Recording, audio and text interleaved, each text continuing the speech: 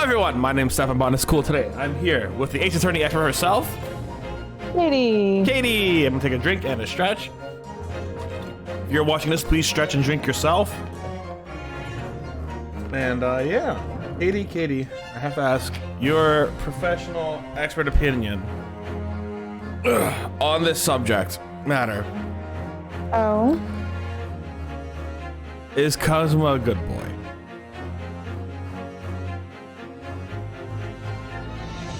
Man, I feel like we have to finish the game for me to give my proper thoughts on that.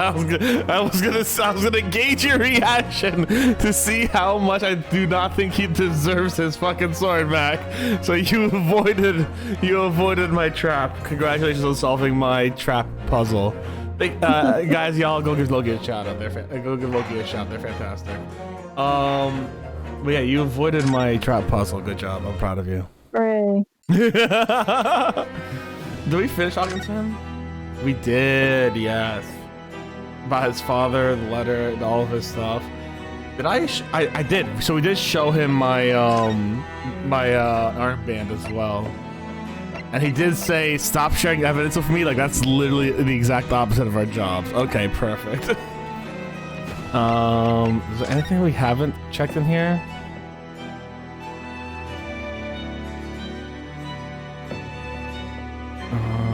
Howard, I kind of love Van Zeek's.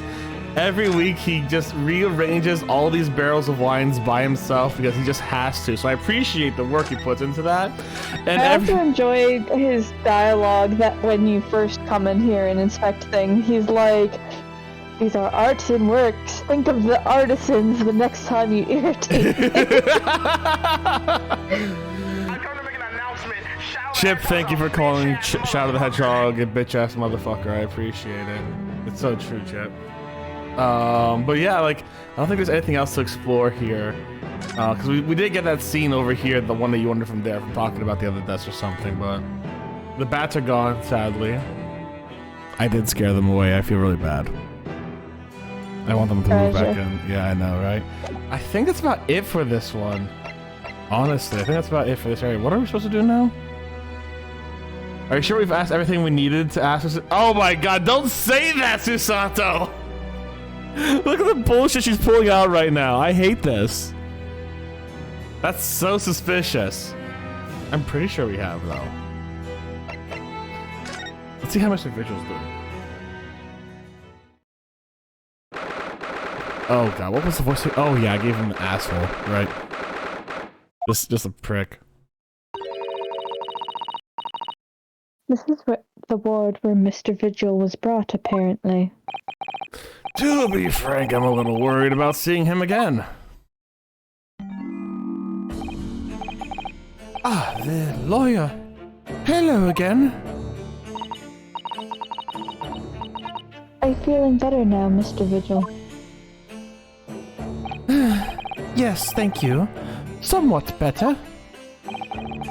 I'm so sorry to have caused you to. I mean, it was because of me. If I hadn't exposed your secret and forced you to remember things you obviously try to forget. I kind of find that, you know, he's got like a ruby or something on his wedding ring, which is kind of cool, you know?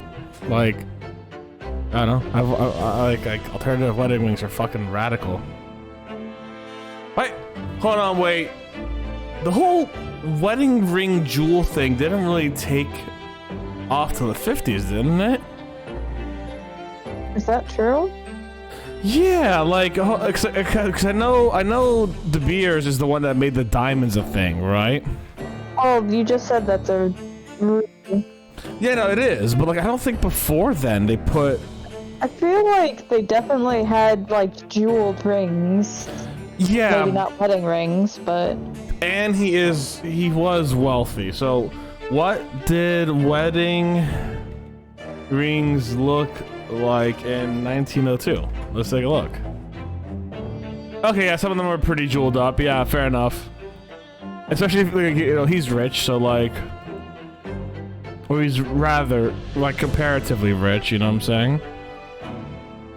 Vintage engagement rings. Guide to the 4 eras. Ooh. Oh, okay. Some of these are. All right. Yeah, I mean, they're wedding rings.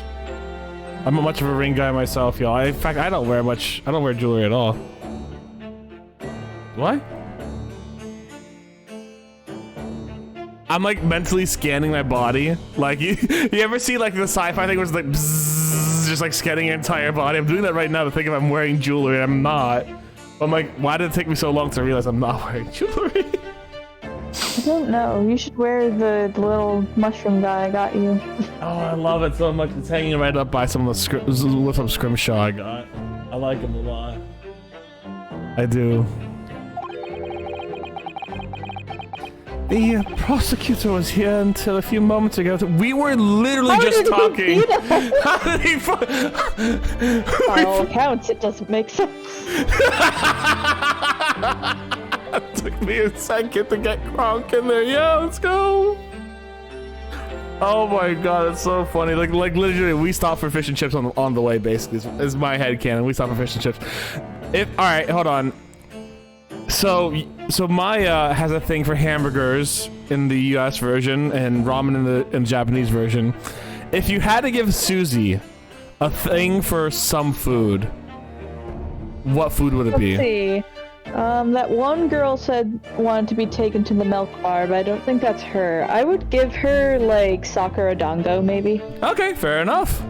Yeah. Yeah, that makes sense. Oh, Cosmo beat us too. We were just hanging out. While we were engaged with the wine barrels, he ran over here real quick. We were just like reading every wine barrel. He said the same much as you. He's very apologetic. But the truth is, I brought this all upon myself. Please don't think like that.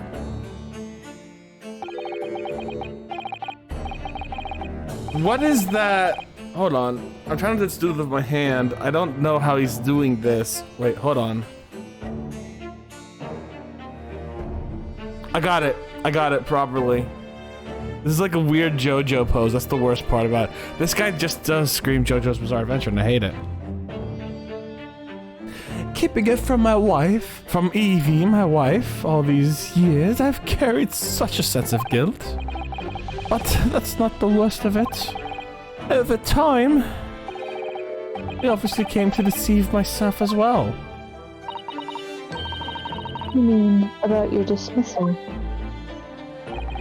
Looking back now, I'm beginning to think that perhaps Inspector Gregson didn't stumble across me by accident at all. I mean, he compensated me so generously for acting as a stand-in. He was clearly concerned for my well-being and doing what he could to help. So perhaps Gregson knew exactly what had become of Mr. Vigil all along then. You know, it wilds me out, like, how much was Inspector Gregson being paid to be the Reaper? You know? Like, we've made jokes at his expense, being, like, poor and having to, like, rely on the money from Iris for, like, extra dosh, you know what I'm saying? But, like, how poor was he? You know what I'm saying? Like, did he get a full 401k for his, like, assumed wife and children? Wait, no, he doesn't. Did he get, like, a 401k he passed down to Gina? You know what I'm saying? Is Gina written in his will as, like, his survivor? I'm mentally putting it in my head the vine. You're my dad. You're my dad. Boogie woogie woogie woogie. What do I? Alright. Hold on. Okay, I'm back. Sorry. Oh, welcome back. Can you repeat that? I was just saying, like, I was like, I'm wondering how much money Gregson got paid to be the brains of the Reaper, because, like, we've made jokes about him being poor and having to rely on Iris's, like, stipend for, like, extra fish and chips and stuff. Mm-hmm. But at the same time, like, I was just like, oh yeah, like, let's get a 401k he gave to his wife or something. Like, well, he doesn't have a wife, because he would have mentioned her on the trip to Paris thing. So, like, he he like does he have 401k he's giving to Gina, and then I'm like in my mind I'm just like Gina, I'm hearing Gina with the vine be like, you're my dad, boogie boogie boogie boogie. And I'm just like, yeah. But now he's dead. And now he's dead. Rest in peace, Gregson. I miss him so much. I'm sure this is just desserts for 10 years of lies and deception, but it wasn't me that helped the professor escape 10 years ago. It wasn't me. I swear it's true. Mr. Vigil. I'm sure you'd rather not dredge up even more from your past this time. But if possible, could you tell me exactly what really happened? God, that's fucking really red on his neck. I want to. I need to get this all off my chest. I just want someone to tell me what I should have done. Oh, finally. Alright, we're gonna get some straight answers. Inspector Gregson was obviously engaged in a special operation of some sort. He was investigating something that even Scotland Yard couldn't know about. Details of the Reaper's marks, yes. It was when he had to carry out those investigations that I would take his identification and impersonate him. You'd pretend to be the inspector and carry out your investigations on his behalf. Oh, no, never! A common street peddler couldn't possibly carry out a proper police investigation. All I would do is go to the specified location and make a little hoo-ha.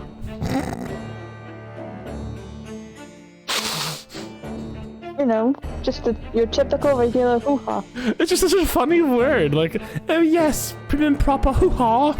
You know, like, it's just a funny word, I love it. Just something to leave an impression, so everyone there would think a detective called Gregson was here. Oh, that's what you were doing on the day prior to the incident. Yes, he asked me to make an appearance at the park on Lime Street for the Red-Headed League event. So as usual, I flashed the inspector identification around and was very vocal about my presence. But then you were taken prisoner by those red-headed fraudsters. I forgot she was with us. I'm so glad she's with us. Oh my god, was she with us when we were just talking to Kazuma too? Like, okay.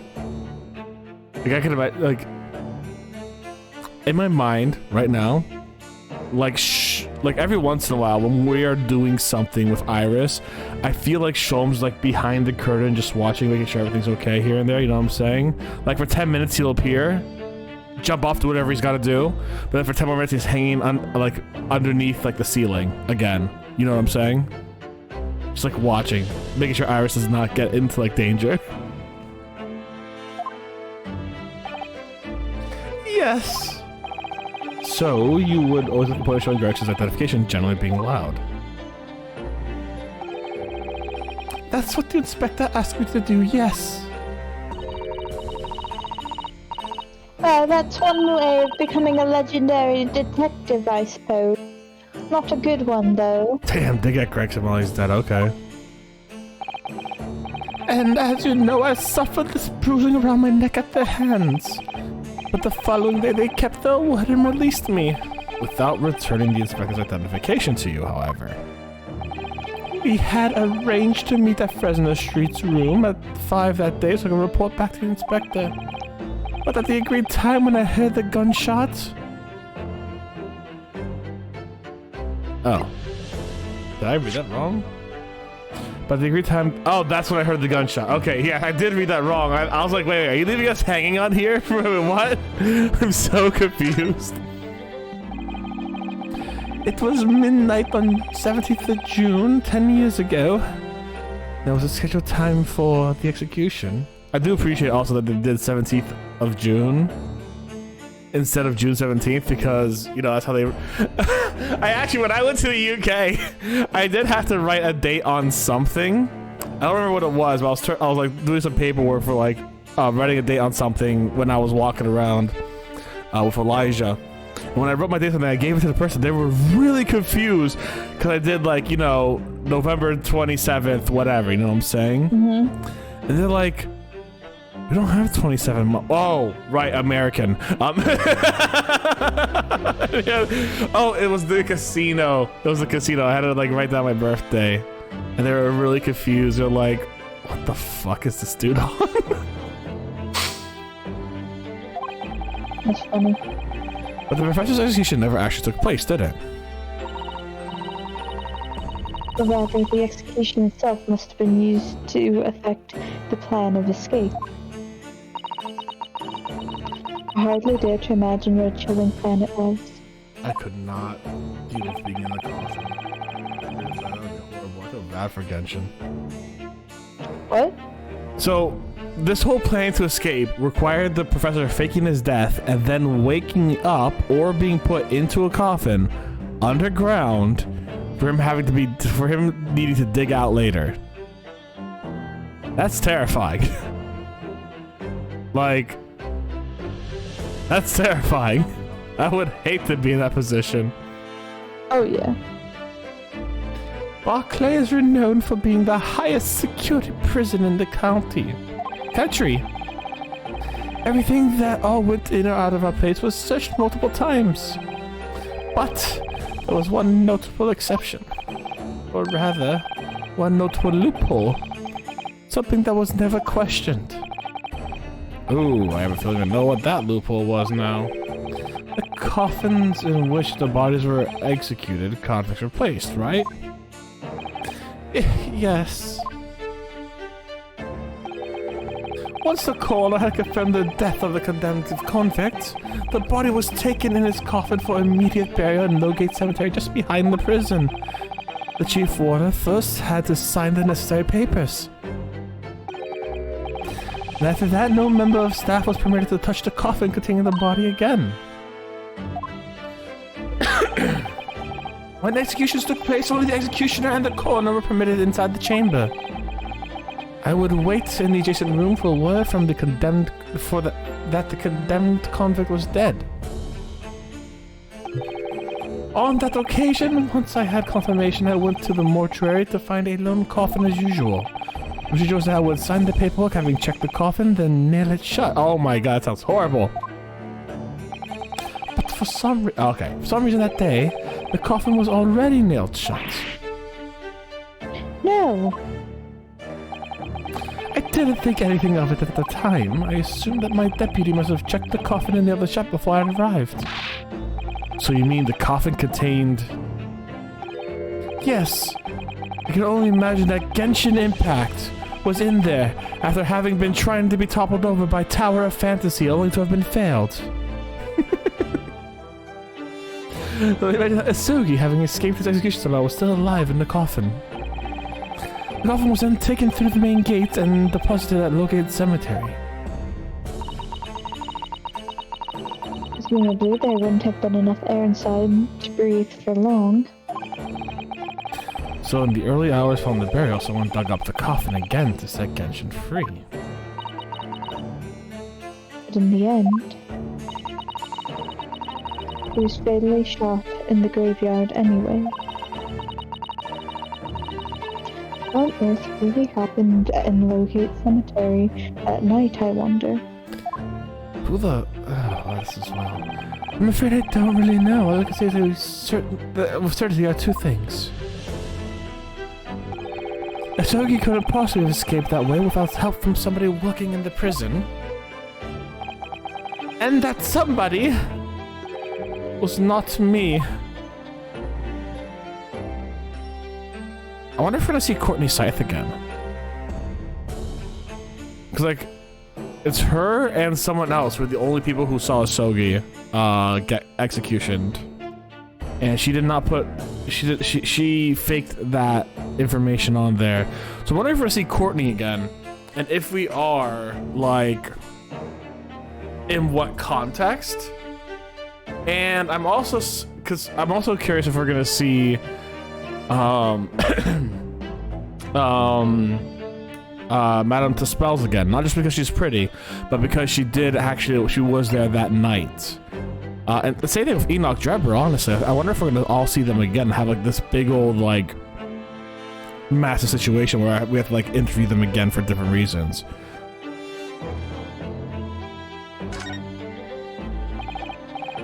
Obviously you knew the man then. The professor, I mean. Genshin Asogi. Yes, I remember him well. In fact, would you mind telling us what you know?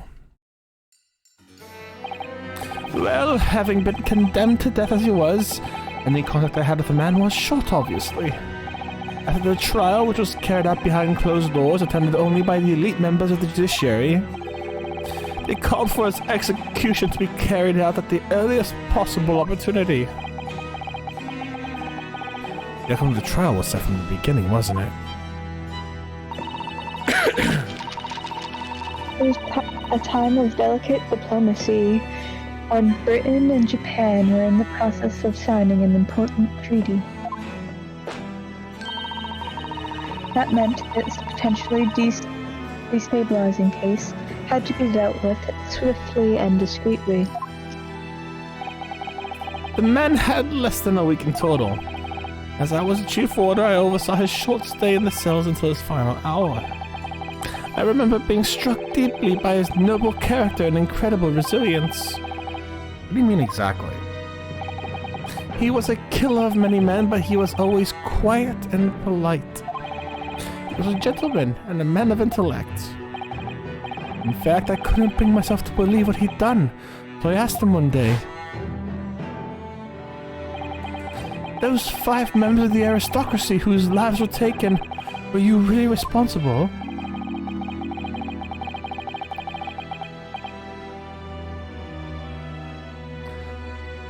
I am guilty of the unforgivable crime of ending another human's life, yes. The following day, the closed trial took place, and the verdict was no surprise. Guilty. That night, when he was brought back to his cell, I saw something. Something unusual. Something unusual? What? The last will and testament of Genshin Asogi.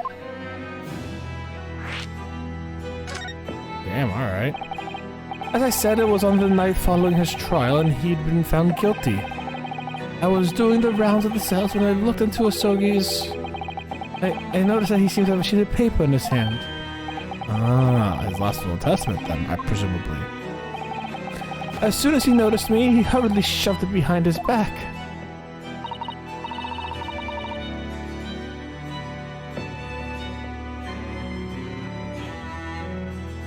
I was muted there. But why did you find that so unusual? Isn't it normal for a man to pen a will when he knows his death is nigh? Yes, that's true, but there were special conditions to Asogi's incarceration, you see.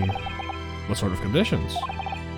Well, even though he was held in a cell designed for condemned inmates, he was allowed to keep his personal effects with him, with one exception. Really? His latest things? That is unusual, certainly.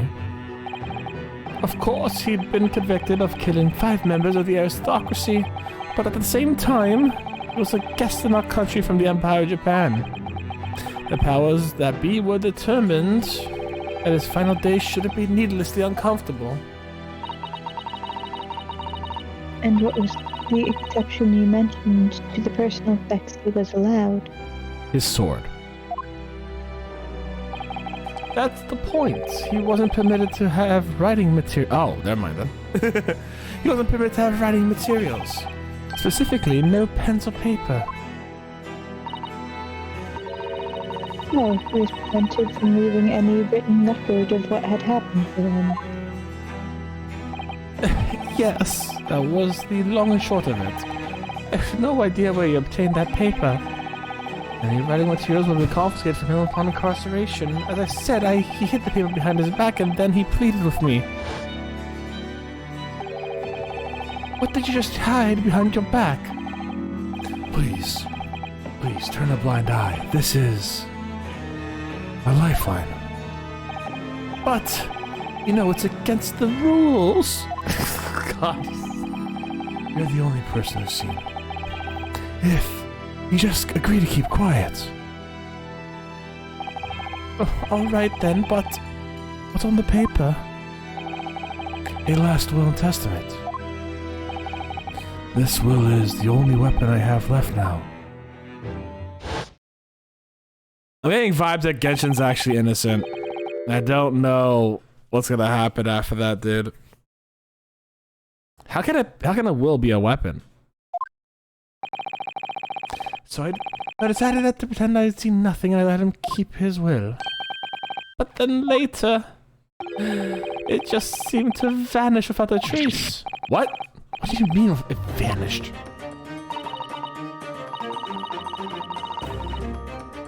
It would seem that isn't the end of the story of this mysterious will.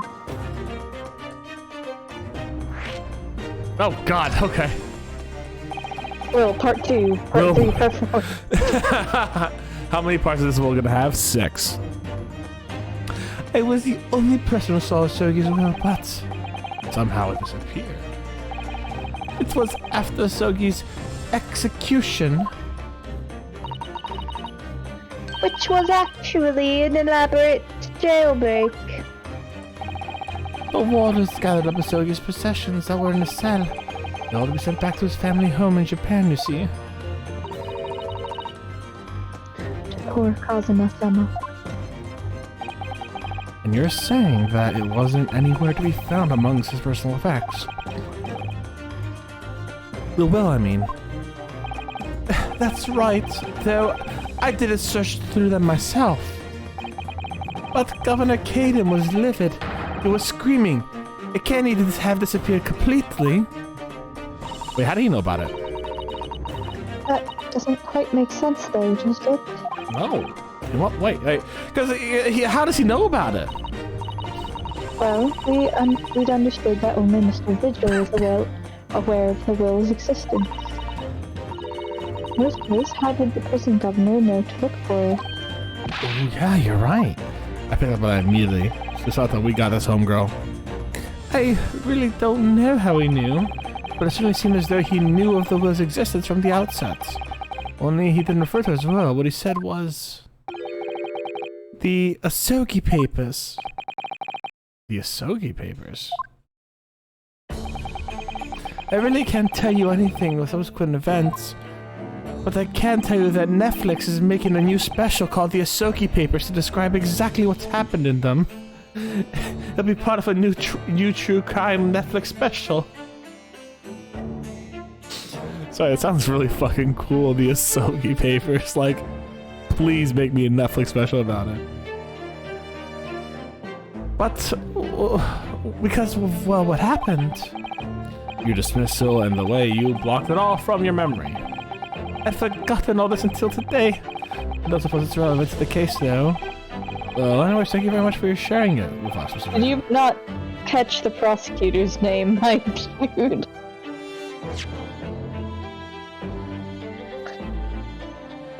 So I don't think it's relevant.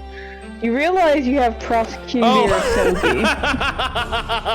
I thought you were asking me if I missed something. I'm like, wait, what did I miss? No. I'm asking this dude. Like, no, I can't possibly. No, definitely not. Like a Genshin Asogi and a Kazuma Asogi, definitely nothing to be alarmed about in any way, right?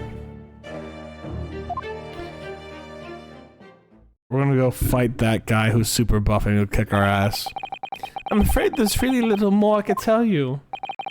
My wife Eve will be here shortly, so I do hope I don't appear rude, but... No, not at all. Thank you again. So what will become of you now? Well, impersonating a police officer is a criminal offense, of course. I imagine that once I'm fully recovered, I shall be arrested. Even if you're working undercover for the cops? God damn, alright. I'm so sorry. Don't be pleased, this was my own doing. I knew that this day would come. come. Well, wish you well. Goodbye, Mr. Vigil.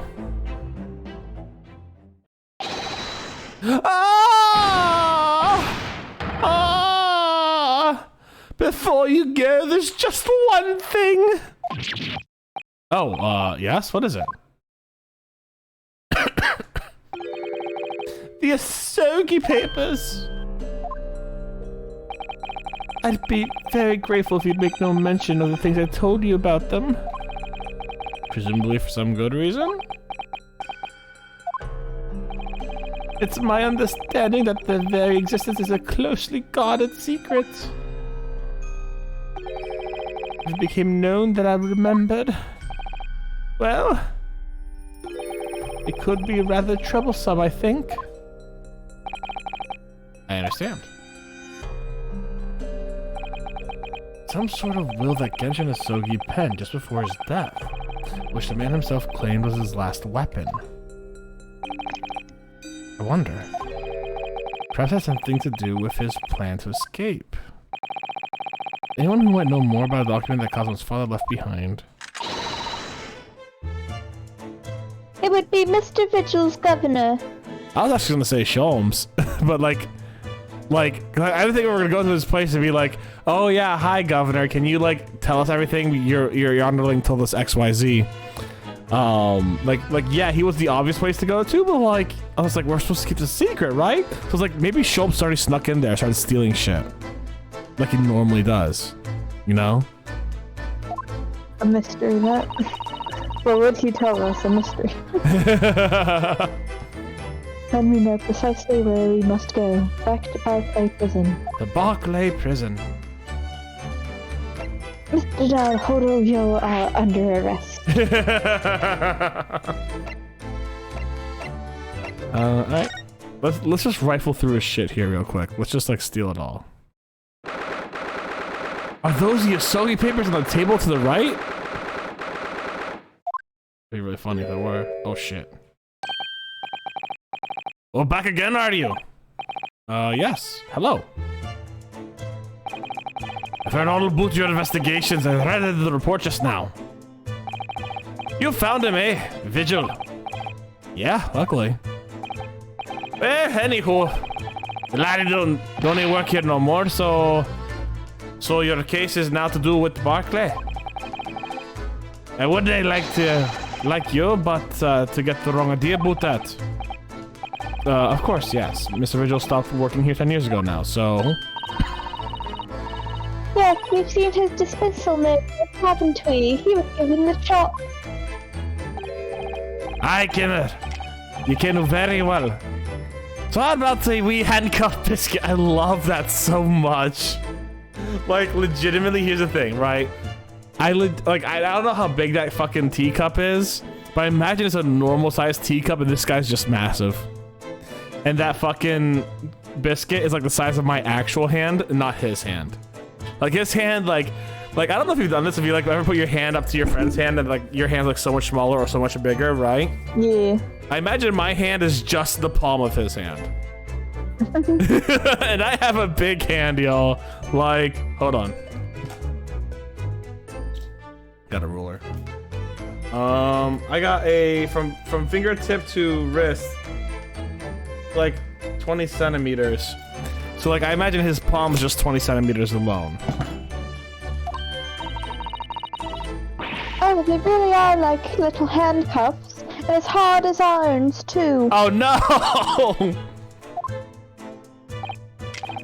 So what's you doing here today? Well, there's something else we'd like to ask you about, actually. That's all. We believe there might have been a document that disappeared from Genshin Asogi's cell. I think it's been called the Asogi Papers or something. I must kill Vigil. Larry, do you see me weapons in the back here? Did I not say Gregson's death is not Gregson's death is not to do with things that might have happened to Barclay. Leave the past in the past, laddie. Let's not footer with the irrelevant details. His expression changed completely. We're clearly onto something here.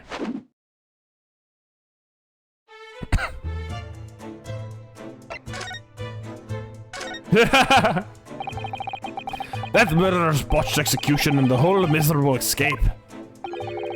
They were Barclay's darkest hour, a shocking embarrassment. Because the convict had a collaborator on the prison staff, you mean? Aye, for shame. The coroner has confirmed the death of the man after his execution. Courtney I thought I said shite for a second. Oh my goodness. My brain just switched off the H and the I, basically. I'm just like, Courtney shite! Like, no. Courtney Scythe. In my chief ward at the time, Vigil, who was the charge of the whole affair. And Mr. Vigil says he didn't know anything about it. Hey, rascal, Well, what are you? who's a liar? Basically. That rascal would he say otherwise, eh? More handcuffs. Oh, how could I say no? You can never have too much iron in your diet. Can you? When Mr. Vigil was handed his dismissal notice as a result of what had happened, he was so despairing he jumped out of your office window, didn't he? I didn't like to say it, but that's just Vigil trying to get out of it all. Do you think he would have jumped from the window? Do you think he would have jumped from the shock of his crimes being exposed, eh? I do.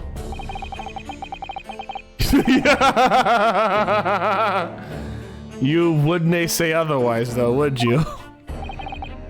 Of course I can't show no responsibility myself. I shouldn't have let him deceive me. Actually, there's barely anybody here. Anybody that can... What went on at the time now? With Gregson having been murdered and Dr. Scythe forbidden from having visitors. No visitors. Someone definitely does not want her giving anything away. Well, we're not going home I empty-handed. feel so bad for that fucking bird. Holy shit. And I wouldn't dream of sending you home packing with notes, Kimmer. Here, take a handcuff or two. Oh, well, it would be rude to say no. Wouldn't want to become a nemeth. I think she just likes the biscuits. I suppose if there's anybody who's too keen about what happened back then, it'd be that lass from the forensic division, Maria Gori. Maria Gori? Who's that? Haha, Bloody Mary reference.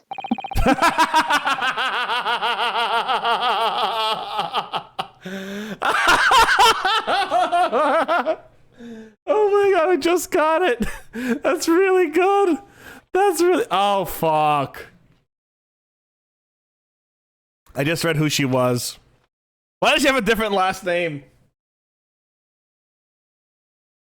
Scythe's daughter. She didn't have any more, just one. But the wee Barons followed in her mom's footsteps. You didn't ever see her without the scalpel in her hand. Ah. I was wondering if you'd see her again too, honestly. Mama, who's this? Where did she spring from? And did she just call the doctor Mama? Dr. Scythe's daughter, Maria Gori. We could do with talking to her. You need the gory details. High five stuff. Good fun. So she's Dr. Scythe's daughter, but her surname is Gory? Aye, there's some family history, I'm sure, but I didn't ken the ins and outs of it. I don't think they ever explain. Yeah, I imagine that's one thing that they weren't focused on explaining in this specific part of the game, to be They fair. just really wanted the pun. I know, you know what? Fucking good on them, though. Fucking good on them for that one. She grew up watching her mom work with the bodies of the folk who died in strange circumstances, and decided to do the same with her own life. I can't even understand it myself. Perhaps she was driven by a deep respect for her mother. Perhaps. Anywho, she was in charge of the Gregson's autopsy, I believe. Right, the coroner responsibility for this incomplete report. Someone told me once that the wee lassie always loved her mom's stories about cutting up bodies. There's even a rumor that she used to listen to the funeral marches and lullaby. Oh my god. What an icon. I know. Well then perhaps her mother might have told her about the autopsy case from 10 years ago. I'd say there is a fighting chance at least. After all, there was a life-changing case for all of us. I believe you speak to Miss Gory about this, I think. Oh, thank you very much. I'm no happy about any part of this. I took years for Londoners to finally forget about the professor's business. Can you no get up this laddie? Stop asking pointless questions. I'm sorry, I don't like to have painful memories for everyone. Can you just stay away now? Leave me alone and then I come back here, eh? No. How'd you come to ken about it, laddie? There's no many folk around the prison who've heard of these papers. Well, you know, I can't tell them. Mr. Vigil told me. I'm afraid our sources must remain confidential, sir. We've been led to believe that the papers are actually a last will and testament. Is that right? The professors, or rather, Genshin Asogi's.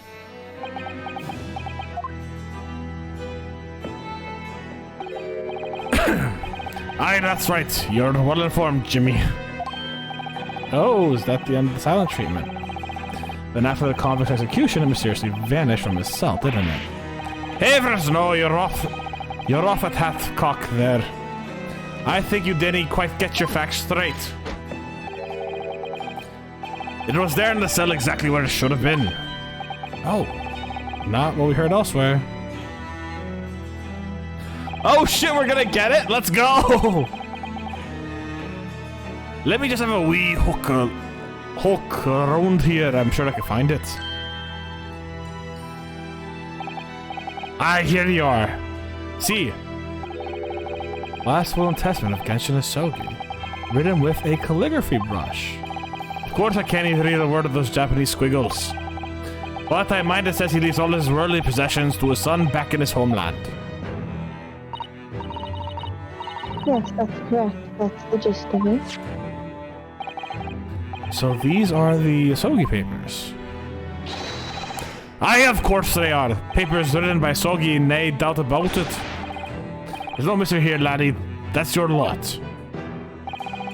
After all the skirmish and the slaughter of the execution, we sent the man's possessions back to his clan in Japan. And that was the end of it. I think we'll have to make a record of this, Mr. Naruhodo, just in case. Hold on, we gotta read the shit out of this. One thing before you go on your way to Mr. Naruhodo. Oh yes. Those papers are not to do with Gregson's death.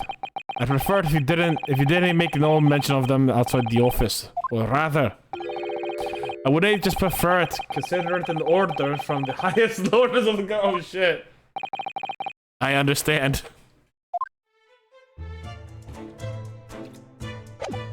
Alright, well, that's not gonna happen. It might take me a chapter or two, but it's gonna be presented eventually.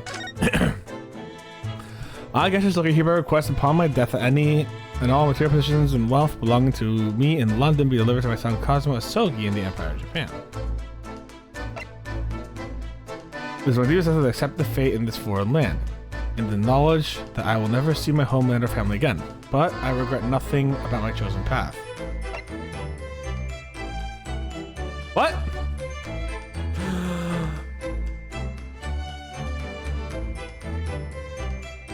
What does he own in London? That's the question.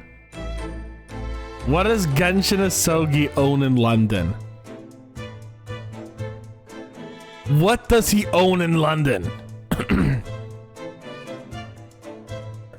Like, did he buy the Supreme Court? And if he did, is that now Kazuma's Supreme Court?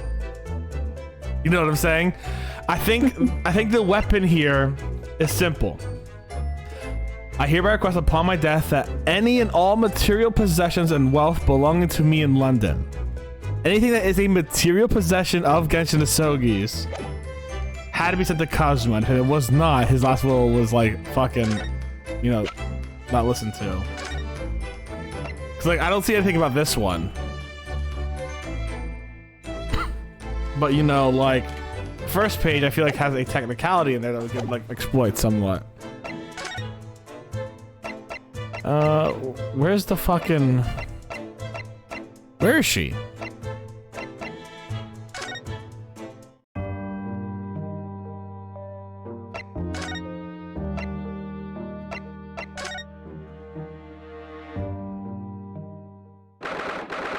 I don't know where Marie Gore is, but I guess we'll do this real quick.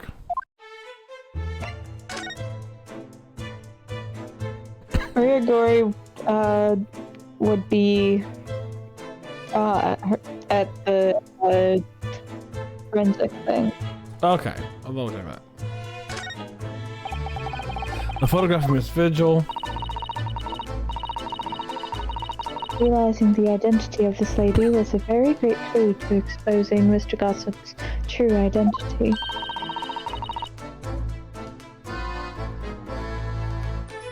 He obviously loves his wife very dearly. He does. That's why he felt he couldn't tell her the truth. The transformation was incredible, wasn't it? Just from that big twisted lip. Yes, he went to extraordinary efforts to play the part of Hugh Bone convincingly. Although it doesn't really seem like it was much of an effort to me.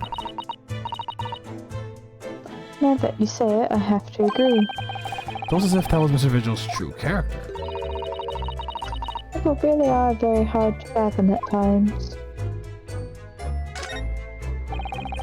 There are details of cases stretching over 10 years on this notice board. Yes, a history of Lord Vinzi's defeats in court. I don't think that's an appropriate description. Though, when you consider everything on the board, it certainly is true that all these people had a background of devious dealings. And in the end, of course, the board itself concealed the inspector's own death. Oh my, it really doesn't bear thinking about.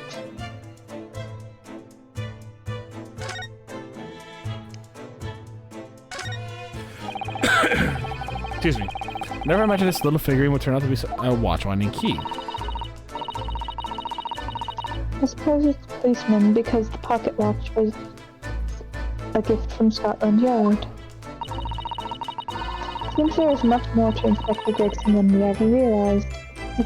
He was clearly a brilliant man. It's the fish and chips that threw us off. I feel as though it ruined his image. I really don't think we should blame one of Britain's staple cuisines. Think about it. Imagine if it was Mr. Sholmes.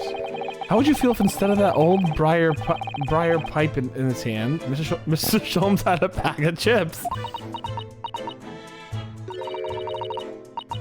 Rather disappointed, if I'm honest. Oh, come on. It sounds so good, though.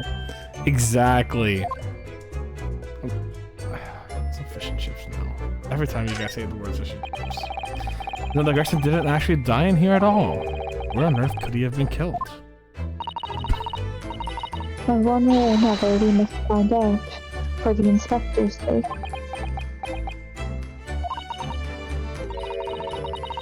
Well, you look awfully pale again today, Mr. Naruhodo. Sorry. When I started thinking about it all, though, I conjured up some horrible images in my mind. Imagination is the culprit here, then, most certainly guilty. My imagination killed Gregson. Catches as soon as you enter the room, doesn't it? It's such a bright color, it certainly makes an impression, yes. They can't possibly commit any crimes, can they? I mean, redheads stand out like a sore thumb. I'm afraid with our jet black Japanese hair, we stand out almost as much here in London. Again, I don't think that's true. Oh, yep. That's a Google search.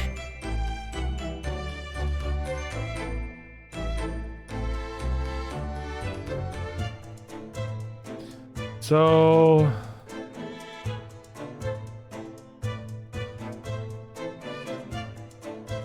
yeah, they're just saying that generally in Japan, hair tends to be black. That's it. Like, I don't think it's like... I don't know if it's like... Is it like... Well, I'm just saying, I don't think... Is black hair really, like, rare in England? That doesn't strike me as the case. I don't know. I just... Like... Maybe it's just like a stereotype by saying if you go to Finland, they're all blonde-haired or whatever.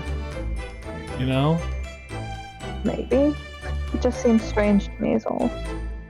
Yeah, I mean, to be fair, like I don't see a lot.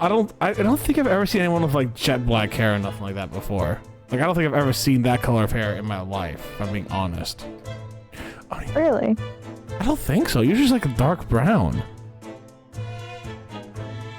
I mean, I remember I did go to Japan. I did see some people with black hair, not just in Japan, but also around. You know, now that I think about it, I think I've seen black hair before. Yes, I'm thinking not just in Japan, but also in the States, and also, like, I don't know. I don't know why. Like, maybe maybe it's just like typical. I don't know. Like, I always think of like just hair being like dark shades of brown, not really black. I don't know. I mean, there is black hair, but like I always think... Anyways, I'm confusing myself now for the colors of hair I have seen because I don't remember most people I see ever. Wait a second! You mustn't think of committing any crimes, Mr. Naruhodo. I wasn't. Yeah. Ah yes, the Webley. This revolver, who does it belong to? Well, you know, it's of the type issued to members of the police force and judiciary. But Gregson's own gun was found on this person. And of course, Lord Van Zeeks has admitted losing the firearm with which he was issued. That's absent-mindedness, not dissimilar to you, Mr. Naruhodo. Don't compare me to Mr. Naruhodo, please! You hear from the distance. So I think the cold-hearted prosecutor and I could become friends after all. I wish you every success. No! You hear it in the background. I could never. Using candles as a timer device. Very ingenious, I must say. Yes, the culprit arranged it so that the firecracker would be set off at 5 o'clock and then left. So the loud bang was heard precisely at the moment Lord Van Zeeks arrived, yes. If only he hadn't picked up that gun from the floor. Something you probably told yourself once upon a time, I imagine. No. No.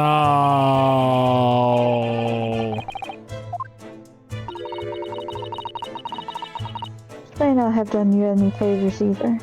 No. I did not do anything stupid like that. Are you kidding me? I'm so cool.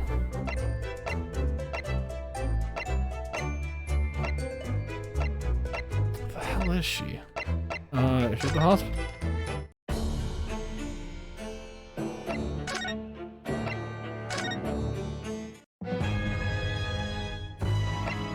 God. Hold on, did they not have it for some reason? Okay. Bye, Iris. Bye, Iris. Hold on. What are your possible locations? The Great Waterloo Hotel, Prisoner Governor's Office, Prison, Fresno Street, Mr. Vigil's Hospital Bed, Prosecutor's Office. I'm just gonna go through them at this point.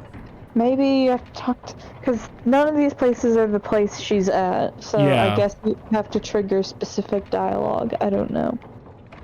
Oh, you know what I gotta do? Hold on. What if I, present... Does she have a, What is that there, then? It's actually sounding like a Japanese defense lawyer. Well, if you have to wear something like that to prove who you are... Perhaps you should wear these handcuffs, eh? I think maybe they're more a sign of the people you catch than you yourself. Aye, that's true. You got me there, hen. They're not actually a sign of anything, are they? I meant to go to the people. Where's the people? I can't present people. Fuck.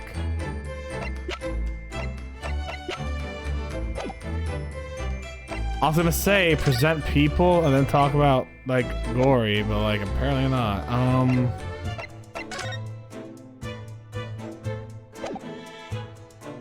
Hey, can you... what's his dialogue options? His dialogue options are 10-year legacy, gory, and the Asogi papers. Oh, we've already asked about them all.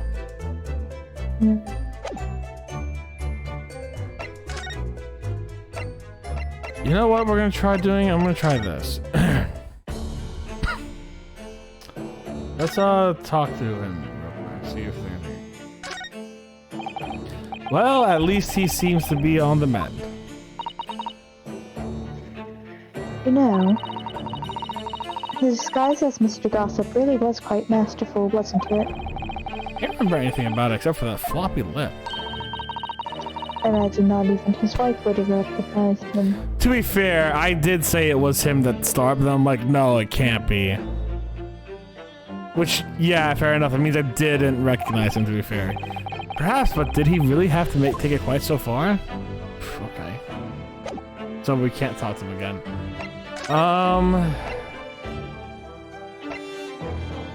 there anyone at my legal consultancy? Oh! There is! Oh, never mind.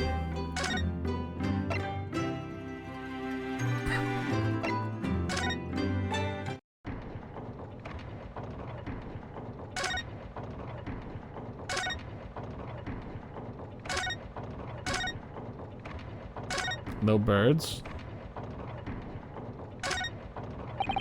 As ever, the enormous clock is those maintaining its rhythmic tick-tock today.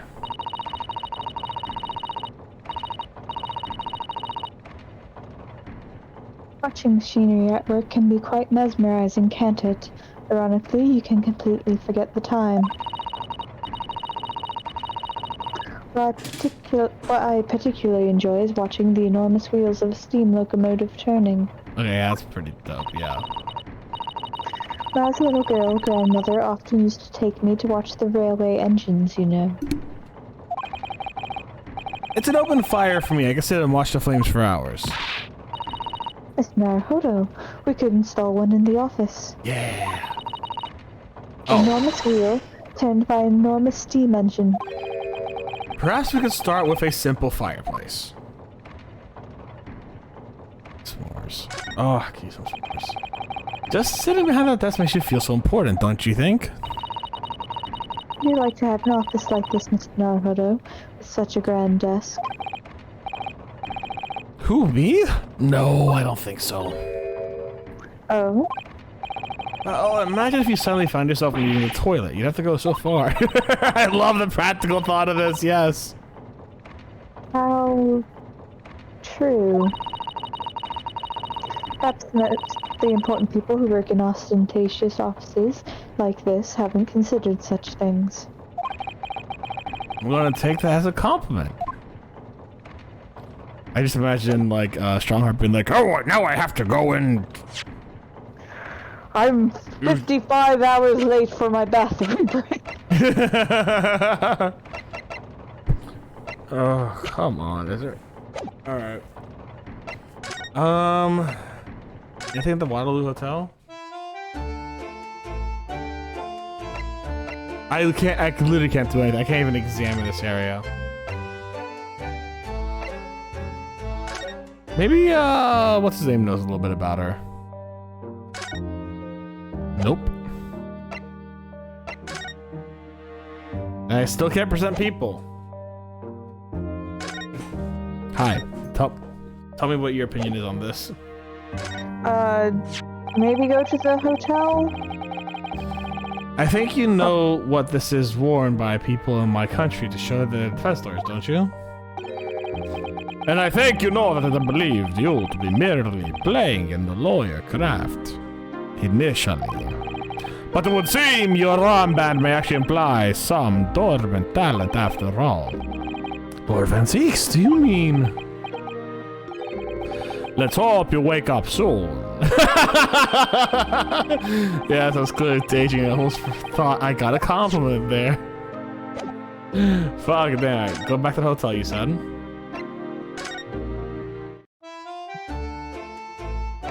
Now what? I was just guessing. I was like, maybe there's someone here. No. Check out Fresno Street one more time. Maybe we missed something here.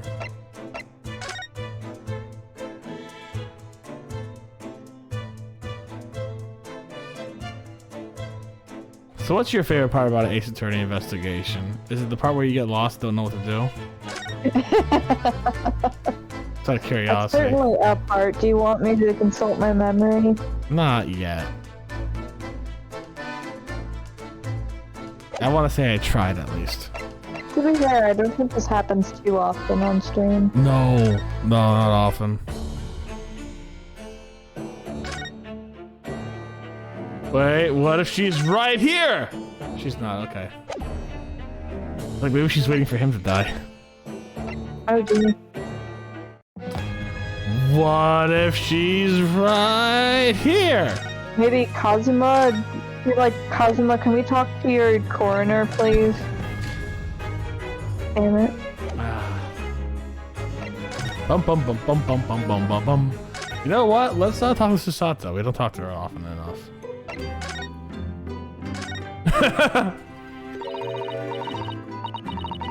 You're right, Mr. Manhunter. It's rather unusual to find ourselves here in the middle of our investigations.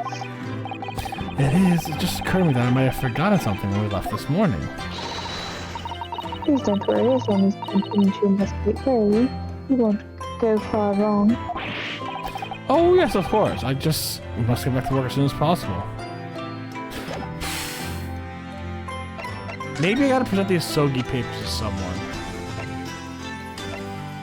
Maybe... Did you present them to the prison guard guy? And Asogi himself? Good point. Let's present them again to the prison guard guy. And then present them to Kazuma. Governor Caden, would you have a look at this?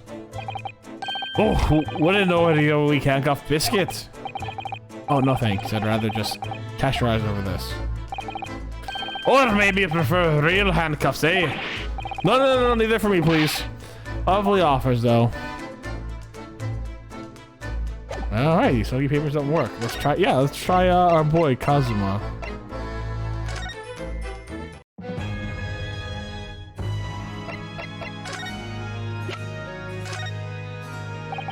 Kazuma, what do you think of this? Yeah, he's gonna say, shut up. Don't do this. Hey, this is the writing of your father. Do you want to see the last living thing your father wrote when he was alive? No.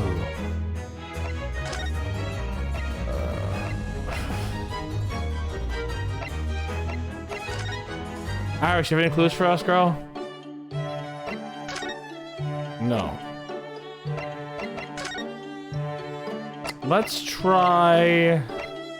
Can we scan over in the... I don't... Oh yeah, sure. Yeah, let's try I guess.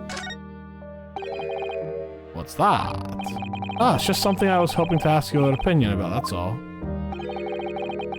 It's serious crime for the defense to extract information from the prosecution by legal means. I think we have more of a defense-client relationship now, don't we? Fuck you.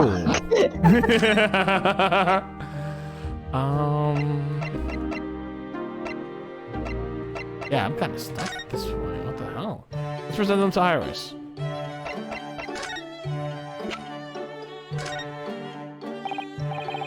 Iris, have a look at this. That's not right. I thought you were supposed to say objection or the like when you present evidence. No. That's only in court. Not fair. If you won't say it, then I won't look. Yeah, that's great. Right, next. Alright, I got the message. Someone's not in the mood for looking at things. What else do we have that we can present to someone? That's the question.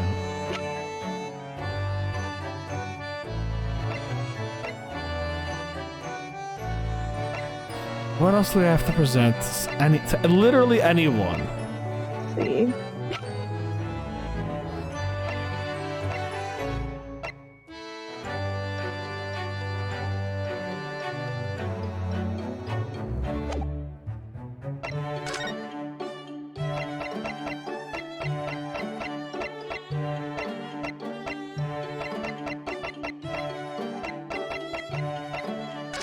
I'm gonna try another cheeky thing or two.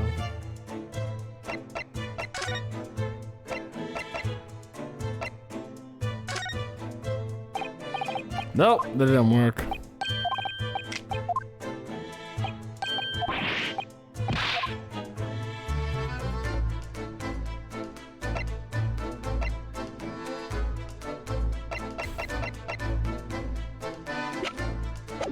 You know, let's just try talking to him. See if anything new happens.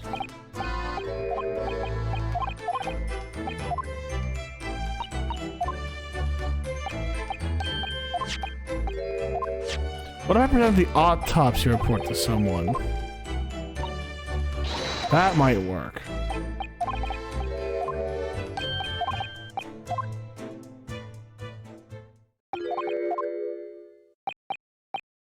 Ow. Let's present the autopsy report to this guy. Okay. What's up? Nothing.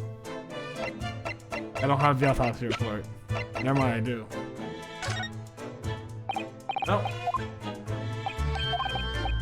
What, after consulting your memory, what'd you find? You gotta present that to Cosmo. God damn it. The autopsy report? Yeah. Don't present anything to me, Mr. Naruto, because we are sworn enemies. Except for that.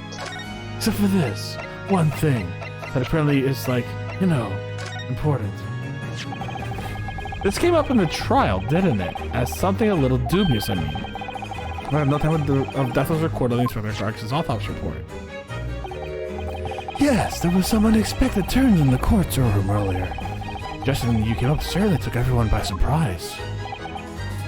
The idea that the victim died the previous day at some other location is quite something. Well, considering when the pocket watch had stopped and the scorch mark on the candle, it's certainly a distinct possibility the evidence in the scene both point to it. To be honest, it bothered me too, so I paid a visit to the autopsy room earlier. The coroners responsible weren't there, but I got a name. It's Dr. Gory. I wouldn't trouble you, Cosmo. We'd very much like to speak with the coroner. Of course, the last thing I want is for anything to be brushed into the carpet. Southern Autopsy Laboratories behind Lowgate Cemetery. Lowgate? By Barclay Prison, you mean? Ah, you know it, do you? The prison where my father was incarcerated and robbed of his life.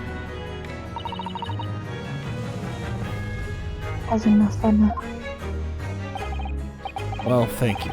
We'll pay a visit to the laboratory later today. There we go! Get the fuck out of here now, guys. I'm busy. I'm here to rearrange everything in Van Zeke's office so that when he comes back, he gets even angrier. One singular bottle out of place.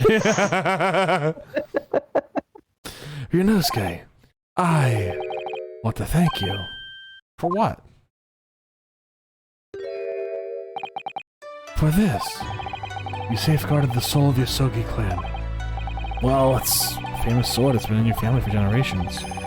Only slavery, you guys have never got a chance to draw it before I returned to you. Karuma is said to have been forged by a master swordsmith during the Sengoku Warring States period. I come from a long lineage of warriors, many of whom were actual swordsmen. Oh, I chip off the old block, I'd say. This blade, Karuma, is a symbol of the Yosogi clan's honor and might. Apparently, one of my father's apprentices even took the blade's name for his surname. Sauce. Sauce! Really, Karma? That sounds formidable for sure. 16 years ago, my father was a visiting student here in London. He had this sword forever at his side, which is why it means so much to me that I have it by my side again now, too. And that is all thanks to you. It was an honor.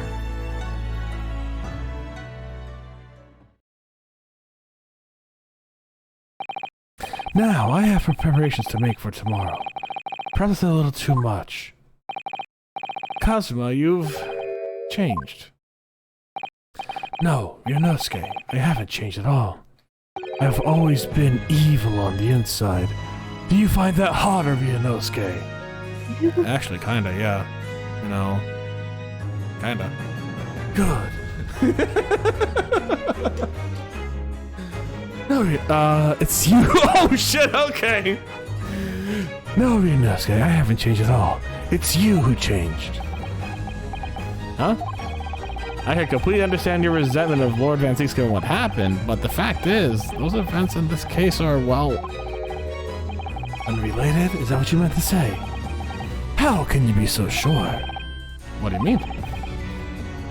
Never mind. I'm just being cryptic, as all prosecutors are contractually obligated to be. If I told you what I knew, this would be over in just one more investigation instead of 2 more chapters. If everyone was just honest, you would already have solved this case. Listen, Yonosuke, honesty does not work for a hit game made by Capcom. We can't do this honesty thing, Yonosuke. That man is the Reaper, and it's for that reason that the inspector was killed. I'm going to prove as much in court tomorrow, by whatever means necessary.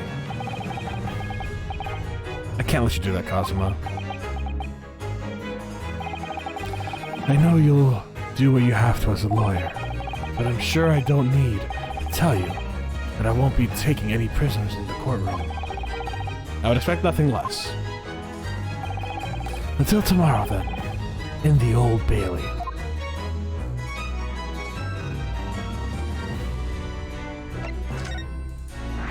Yeah, there we go. We found it. Things are a lot pinker here now. It's a good vibe, honestly. This place really is creepy, isn't it? Well, being a dead room, it's probably full of the spirits of the dissected. But actually, there's a rather pleasing scent of roses in the air. Damn, if only we had someone who could channel the spirits of the dead to tell us what was going on, right? Well, being a dead room, the corner probably needs a bold scent like that to mask the odor of death. Iris? Do you think we could change the subject? She looks like she's about to cry. Spooky. Oh, that's a fun sound effect. I think I got it. Shink, shink, shink, shink. No, did you hear it? Oh, I didn't hear it, no. It's tragic. It was a pretty good sound effect. Oh. What was that? Okay, let's see if I hear it this time. Yep, that's exactly what I thought it was. It's nice sharpening. Why does she look like what's her name from Tears of the Kingdom from behind? Kira? Yeah, she's got the little like Pura bows in the back. I don't know. But only from this angle does she look like Pura. Yeah, only from this angle. This is the only angle she will look like Pura from. But like, I don't think we're gonna see her face, to my knowledge. So, Dr. Gory? Yeah.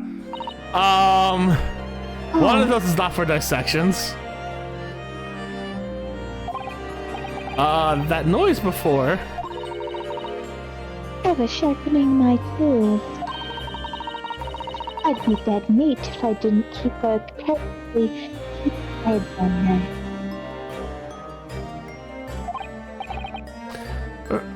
Right. I'm following the collagen fibers in the dermis, an expertly sharpened scalpel. Cuts like teeth. Would you like a demonstration? That's not a scalpel. That's a fucking meat cleaver. Oh, yes, please. Iris, no!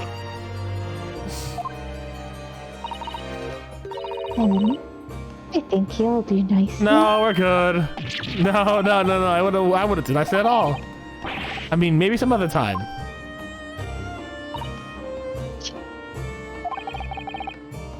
What was a tut? Well, we came here to ask questions, so. Oh my god. We're gonna fucking die.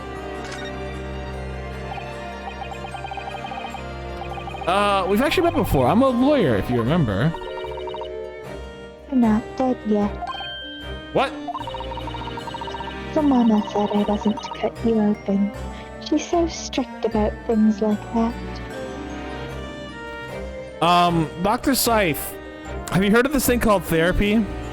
Might have helped her at one point in time, honestly. Good. I should have some scruples at least. Oh dear. It looks like she's not interested in talking to us for the time being anyway. For the time being, you mean? Until we die? I hope that's a way off.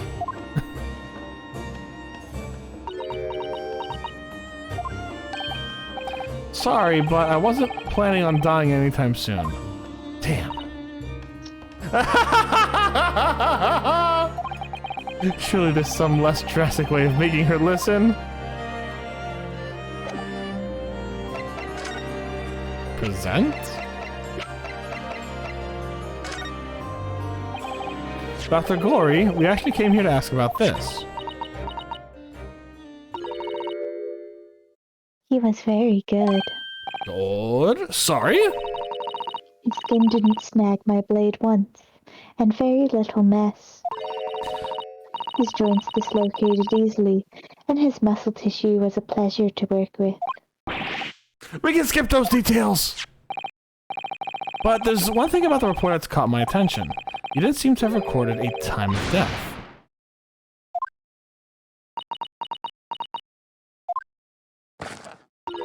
Oh, we do see your face. That's not my fault. Oh, that made me jump. Then please, tell us what happened. Time of death switches to time of death. So why didn't this autopsy report include the victim's time of death then? It is the most crucial detail. I was told not to write it. What? By whom? Well, Strongheart, the Lord Chief Justice, who came here. Lord Strongheart came.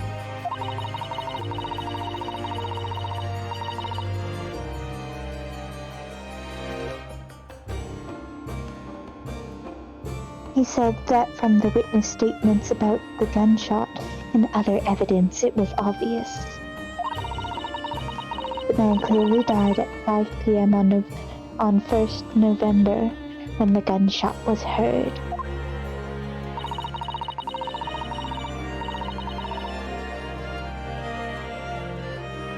But that's not the time of death you wrote on the report. You didn't write anything. Was there some reason you didn't include it?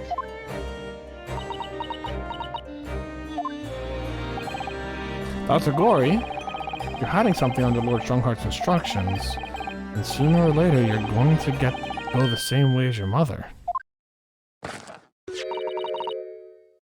Give it here, then. Hmm? Why's she scribbling so furiously? There.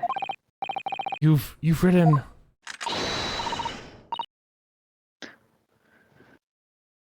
what she's written. Tell us. Indeterminate. But...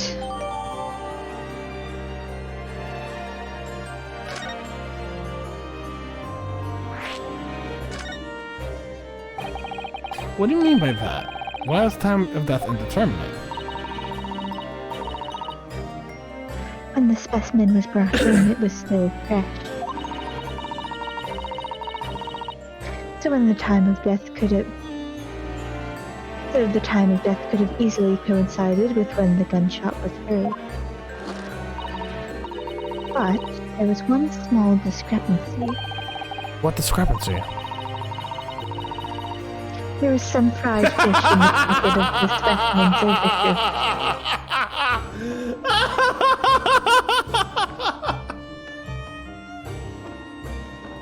My man Gregson!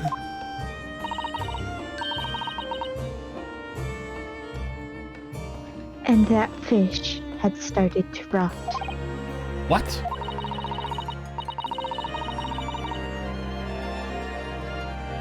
If the victim liked fried fish, he presumably liked to eat it before it went off.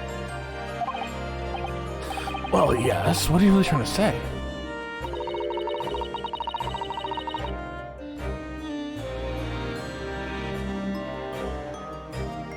It's possible that someone tried to manipulate the apparent time of death. Manipulate the... Is that even possible to do? Theoretically, if you were to chill the body in ice, you could delay the onset of future fluctuation.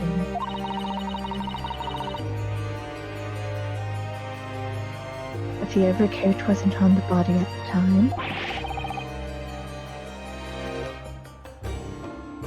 that's you. Then only the fish would have started to rot. With today's science, it is not yet possible to determine if the body was chilled or not. But today's science is advanced enough to let you freeze a corpse, it seems. But surely, to chill a corpse like that would require an enormous electrical refrigerator. I don't imagine many households in London are equipped with such a device. No, definitely not. But maybe in a factory or some other special places. I don't recall seeing any factories or such like on Fresno Street, though. I wonder if the inspector's body had been chilled somehow. What might the actual time of death have been? I couldn't say for sure. But at most, it might have been a day earlier. No. In other words, it would Corroborate. Corroborate. Sorry, words. I'm tripping over my tongue. No, I got you, homie. Your previous deduction, Mr. Naruhodo.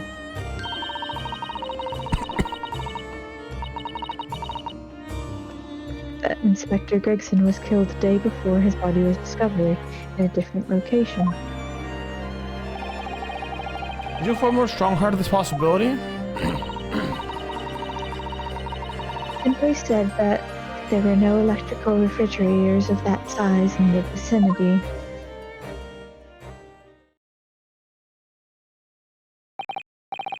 Oh yes, one other thing. If something's the governor of Barclay Prison told us, he said that your mother, Dr. Scythe, was responsible for confirming the death of the professor after his execution. The professor. Apparently you always enjoyed listening to your mother's stories about her work, so we're wondering if you might know something about what happened 10 years ago. That's not all Mama did. Sorry? My Mama carried out the autopsy of Clint Van Zeeks as well. Ooh, what? Really? The brother of Lord Van Zeeks, the professor's final victim.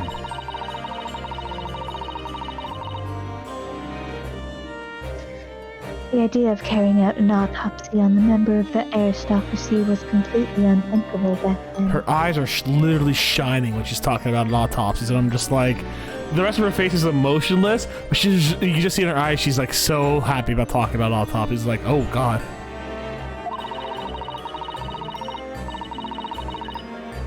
But the detective in charge of the investigation insisted it was miraculously authorized.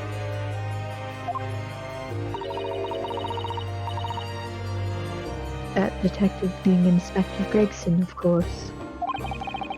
Quite an accomplishment for one man. That autopsy provided the vital clue needed to arrest the killer. And Mama was there for that historic event. What does this all mean? You know that an officer had a great fear in this very room. Professor and Constance. They both spent their final moments before their burial on that dissection table there. So this lab, Mama's lab, was instrumental in some of the country's most important events. She really is proud of her mother. I wonder if you would tell us more exactly what happened back then, Dr. Glory.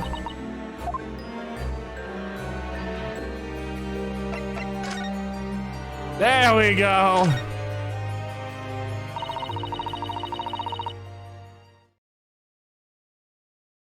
Professor's execution was Mama's first big case. She had to be in attendance at Barclay Prison's execution chamber and sign the certificate to confirm the convict's death. Mama's the best coroner in the world, you know. I was so proud of her. The execution didn't actually take place. No. Worse still, Mama actually helped with the jailbreak. Oh shit! Dr. Sykes a good person? I didn't want to know. Oh dear, we found out recently, you mean. I believed in her and Mama, but now I wonder if I'm starting down the same path as her. You mean because you omitted the time of death in this autopsy report? This Lord Strongheart forbade you from including it. Just like Mama, I'm sure she was coerced by someone too. Yeah, that's my feeling as well. There's no doubt there were powerful forces at play 10 years ago. The execution couldn't have been staged without a lot of people at the prison knowing about it. Obviously, the prison governor must have been in on it as well. The big man with the little handcuffs, according to what he told us. He was tricked by the chief warder. He says he knew nothing about it. Of course he said that. I'd say the same thing. So who was behind that jailbreak all those years ago? You mentioned the autopsy of Clip Van Zeeks.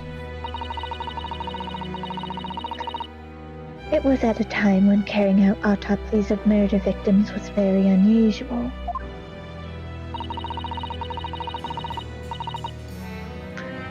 It's still not a practice that's observed in our country, even now. You know, I find that really funny because, like, just like how the top like, oh, 10 years ago, so long ago, a whole different time.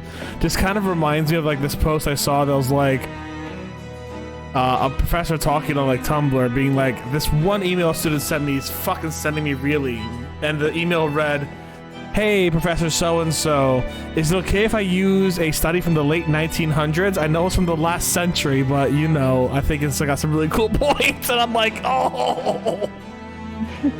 That's just exactly what it feels like to me. It's like what they're saying, just like, oh yeah, from the late 1900s, last century. Like, you're not wrong, but fuck you too. Holy shit. I mean, it depends on what they wanted to take. That, like, could be entirely out of context.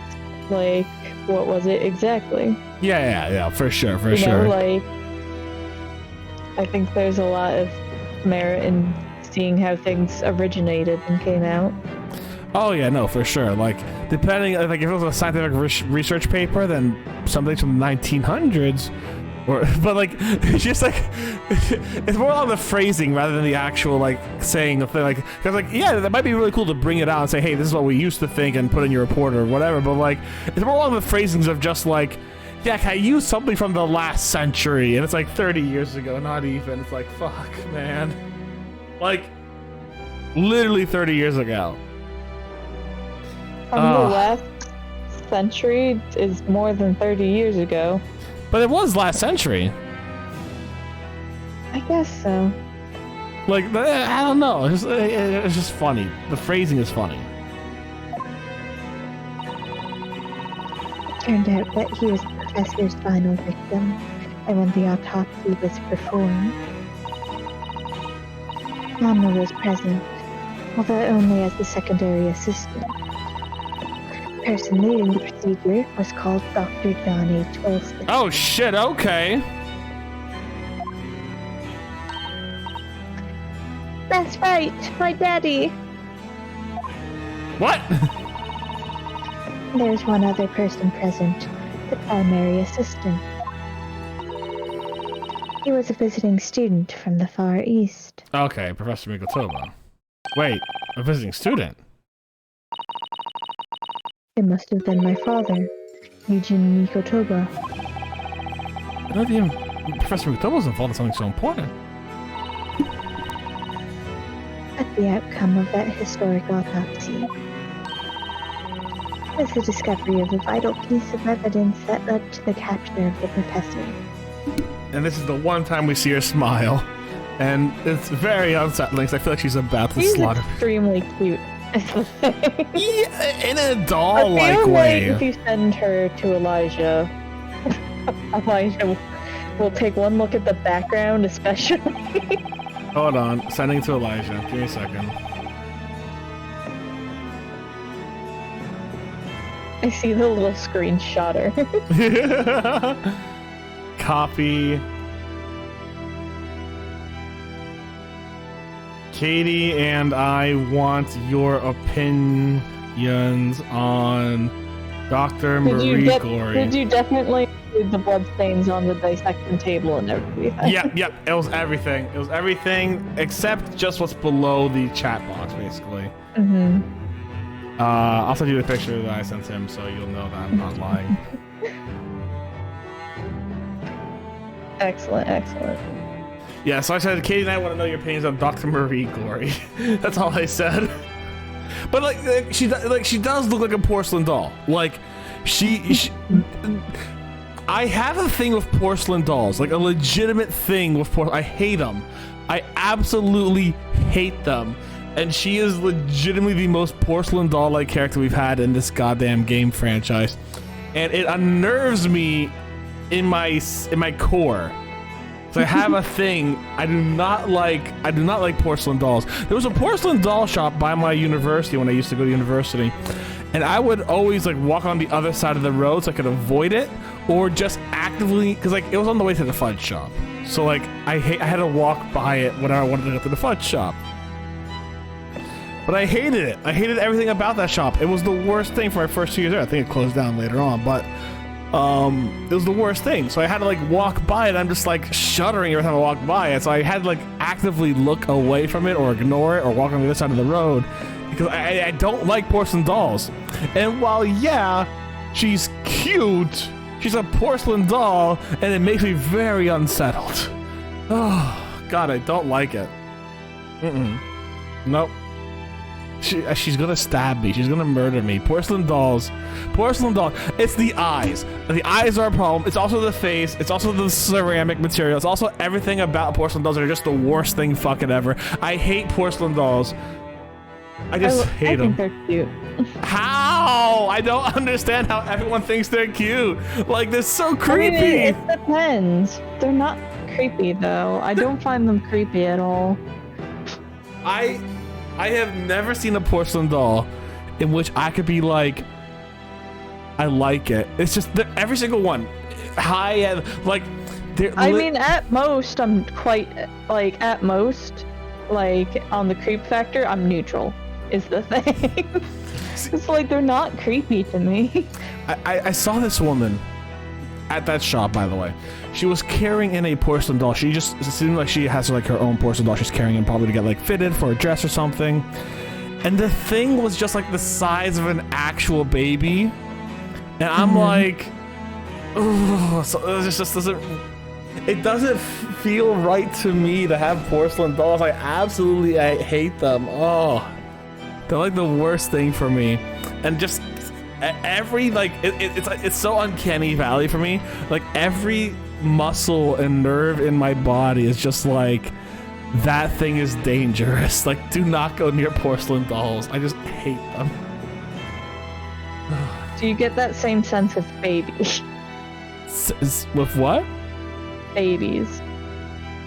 No, I just... Like, is it that you just don't like babies? No, babies are fine. I have no problem with babies. Like, I could pet a baby. That's no problem, you know? I don't know. Did you, like, ever play with dolls or action figures as a kid? Yeah, no, dolls and action figures I have no problem with. It's specifically the porcelain dolls.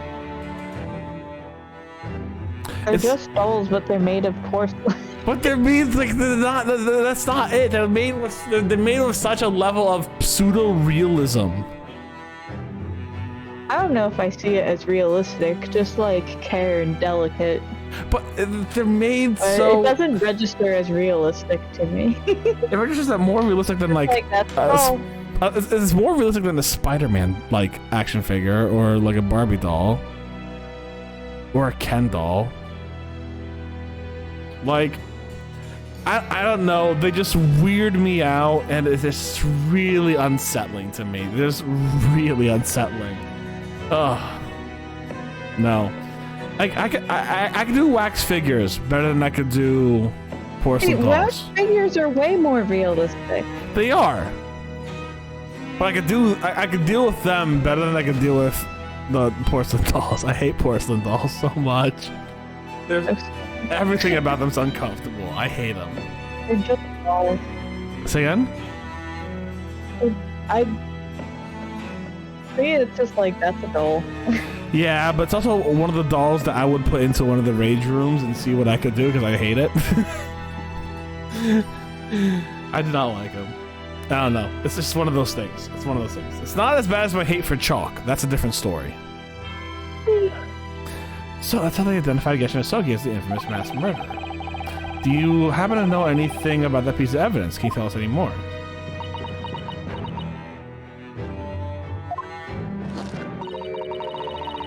Would you like to see the records for yourself? Yes. What? Would that be alright? What's the point in keeping records if people can't look at them? Hey! I filed a review of the evidence cupboard with the other records from the last decade. I don't want to turn my back on her. She has 2 large knives in her hands. Thank you! Let's see, Van Zeeks. That's strange. What, Mr. Naruhodo? They aren't here. There's nothing under Van Zeeks. There must be. Perhaps somebody took them away? No, no one's allowed to take documents related to the presently out of this room. You're right, they're gone. Well, when was the last time someone looked at them? Do you remember? Oh yes, I remember now. It was 2 years ago. A consulting detective came one day saying he'd like to see the records. No, you don't mean... Is this Sholmes? Sherlock Sholmes. God damn it, Sholmes!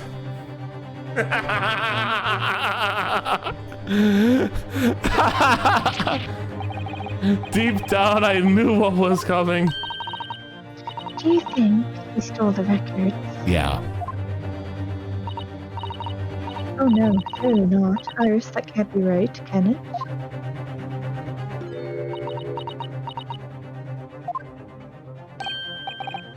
Iris?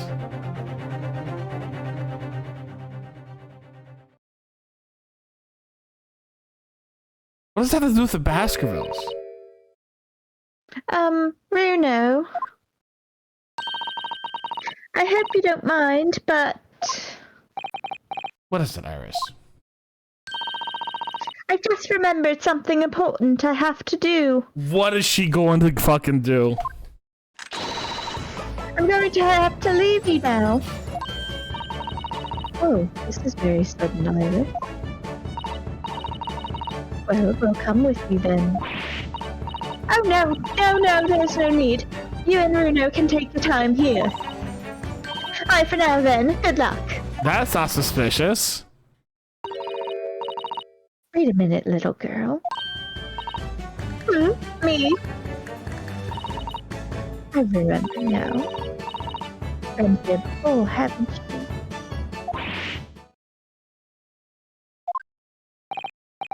Have you, Iris?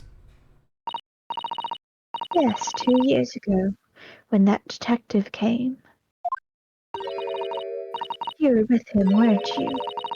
You were a living specimen then, too. What? That's the way it usually works, yes.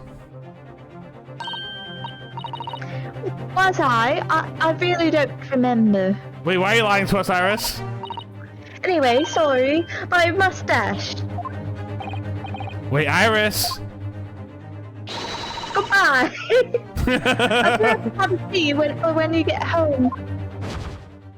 That's not suspicious at all. What's the matter with her? She's behaving really strangely all of a sudden. No way.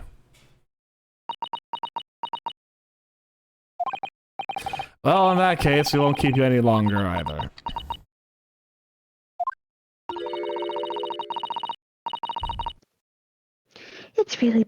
It's been quite a while since I last had any visitors. This was really fun. But next time you come, I'd prefer if you were ready for dissection. No. I can't make any promises, sorry. It's a bit strange that the records of Clint Van Zeek's autopsy have disappeared, but I think we've asked all we come to ask for now. Oh, you know we're chasing after Iris. What the fuck you doing, girl?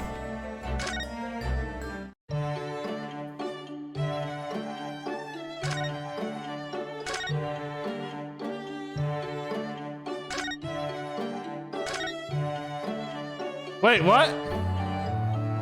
She's not here? Let's see. I'm trying to remember which place you need to go first. Try going to Fresno Street again.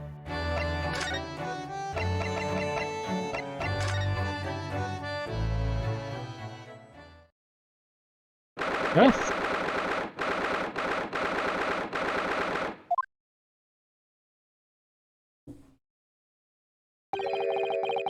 The Blizzard's still busy. Oh, there's a box.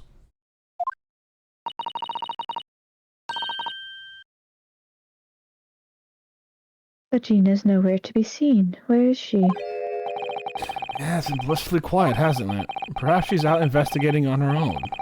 Practicing what her boss taught her. Well, I expect she'll be back before too long. Shall we wait? And tamper with evidence? Actually, there's something different about this room since the last time we were here, isn't there? We could always use the time to investigate more thoroughly.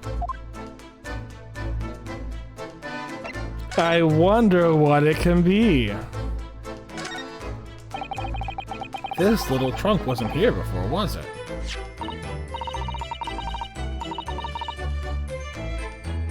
Oh, it appears to be made of metal. It must be very heavy. I wonder to whom it belongs.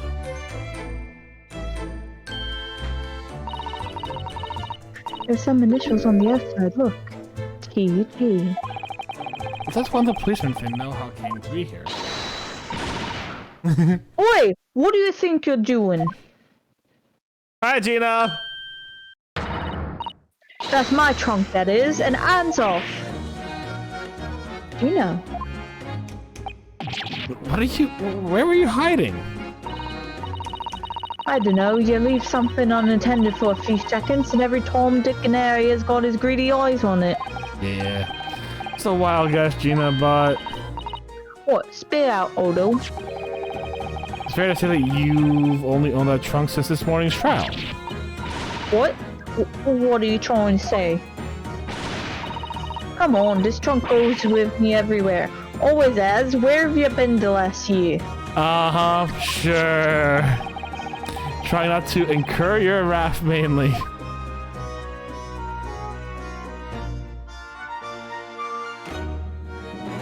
Tell me about that trunk, Gina.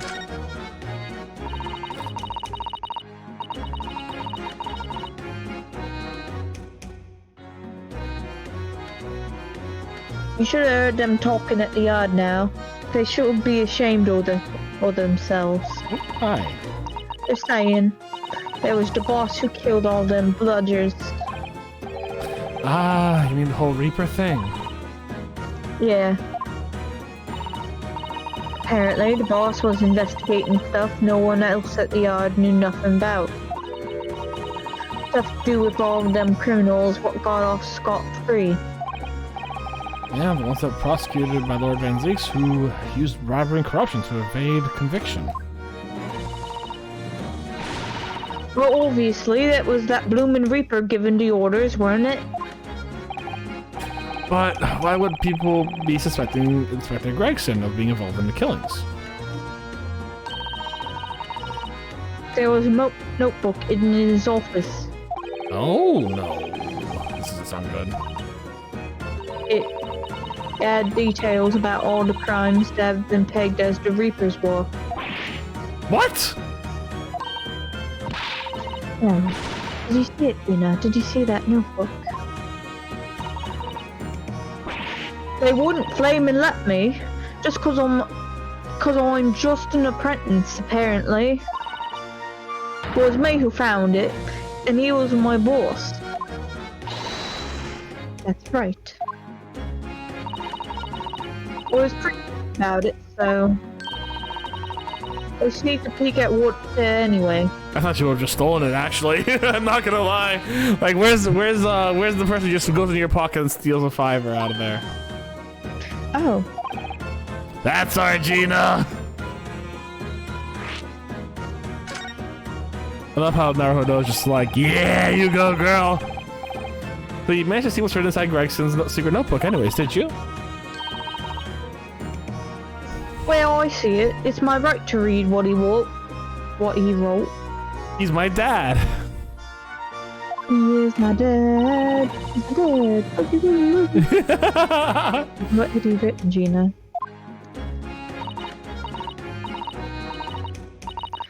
Dates, times, places, names, and all long list of them. Oh, damn. All details about the bludgers supposed to have been done in by the Reaper. But there could be an explanation for that.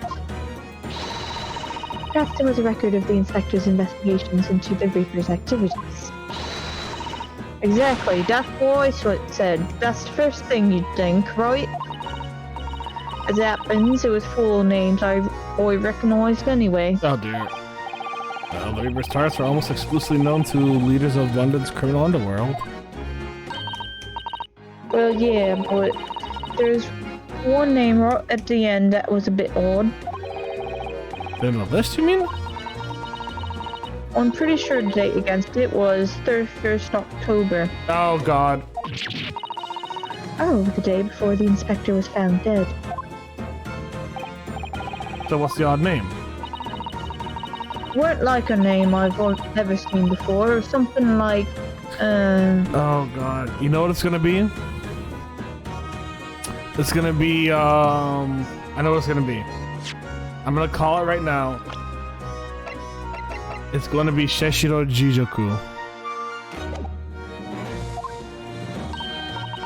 Nah, it's no good.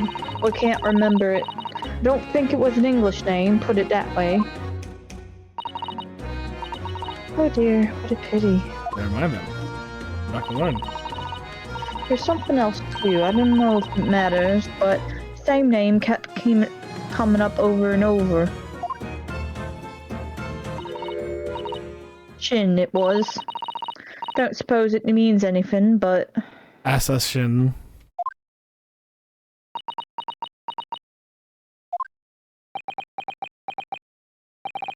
Did you say Shin?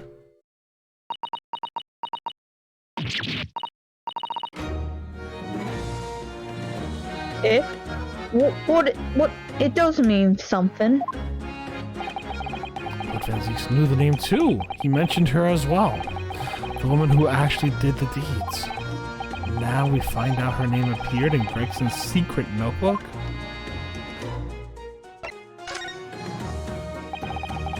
We haven't seen you for a little while, have we, Gina? Well, of course not. I've been busy, ain't I? Investigating in that.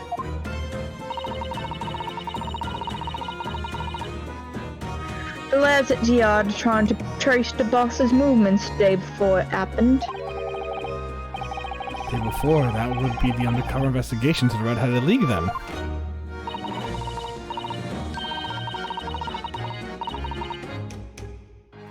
Only the boss didn't go, did he? You found some cove what was pretending to be him, didn't you, Odo?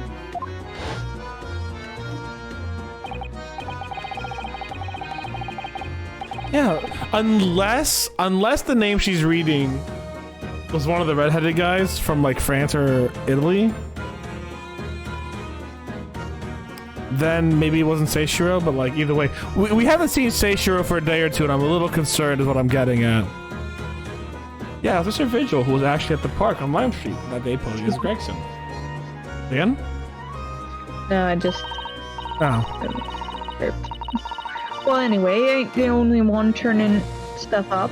I've got my own ways of getting results. I'm proud of you, Gina.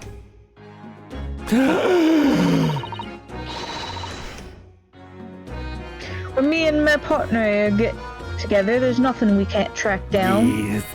It's Tobias Gregson, the bestest boy. It's Toby. It's Toby. Give him little smoochies.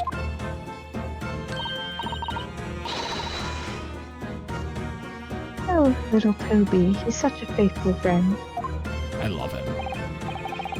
So we tracked anything down then? What do you think? Of course we have. Can't tell you though. Police business, isn't it? No, tell me please. Anyway, the point is, if you ever need any help, you know who to turn to, right? Me and the Hellhound here. Right. It's him, the Hound of the Baskervilles. This is the deadliest hellhound you'll ever see. Look at how scary and hellish he looks. The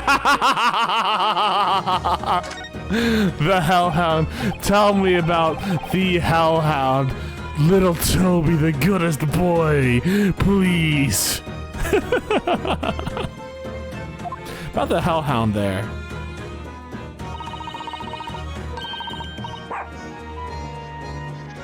Chief Inspector Toby, you mean? He's the pride of the force, he is.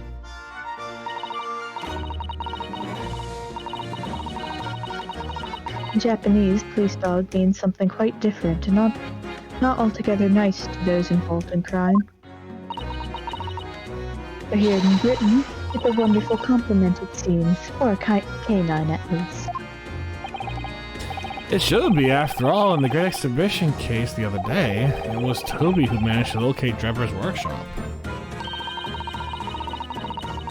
Maybe it's time for another demonstration of what...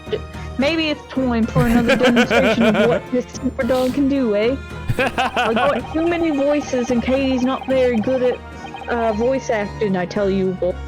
We have something the Chief Inspector, the Chief Inspector could catch the scent of? Ooh, good question, did we?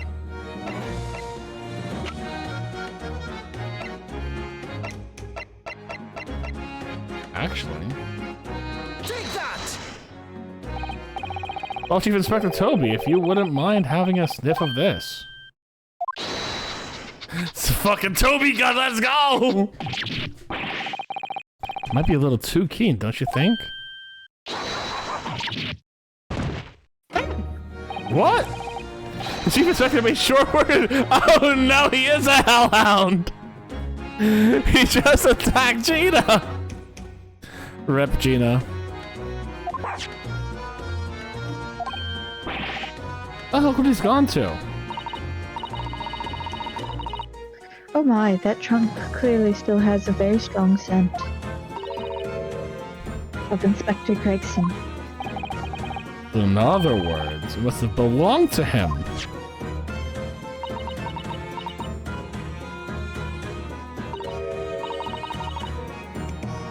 Oh, alright.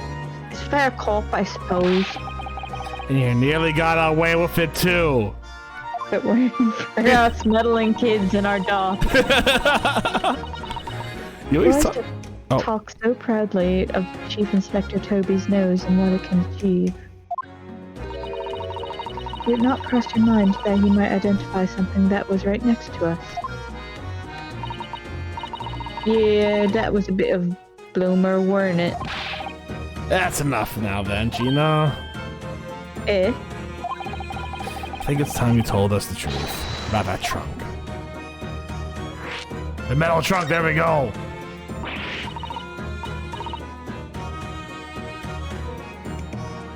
It weren't like that, it just weren't. What are you talking about? I know what's going through that head of yours, but that ain't what happened. Alright then, what did happen? Well, like I said, we weren't trying to trace the boss's movements. Or we were trying to trace the boss's movements. So I let Toby here have a whiffle of the boss's overcoat.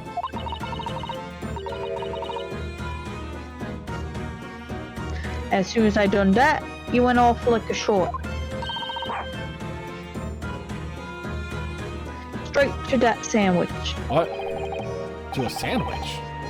Not a bag of chips? Mr. Naruhodo, I believe Gina means the witness. Oh!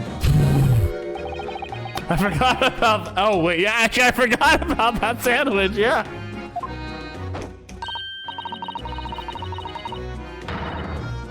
Yeah, he had it hidden between them wooden boards of his. The boss's trunk. Bastard. You mean when they heard the sound like a gunshot and all piled in here? Exactly. He nabbed it from the scene. Goodness. I'm gonna fight Beppo now. When the chief inspector gave that sandwich a good grilling, and you know what he said? I'm gonna change my name to Panini now! How about you grilled me? I thought it might fetch a good price and the chap wouldn't be needing it anymore, so... That's all I did, nothing more, nothing less. Well, you hadn't even the cheek of it, eh? Stealing the dead boss's stuff to a flog. To flog, yeah. Nah, you're good. So Miss Venus was the only one to meddle with the scene of the crime then. How could they? So anyway, that's how it happened. Well, it's a pretty decent trunk, so I figured we might as well make use of it. So you did the same thing, okay. Is there something wrong with that, eh? Well... Maybe you and Mr. Sandwich should try to find the answer to that question together.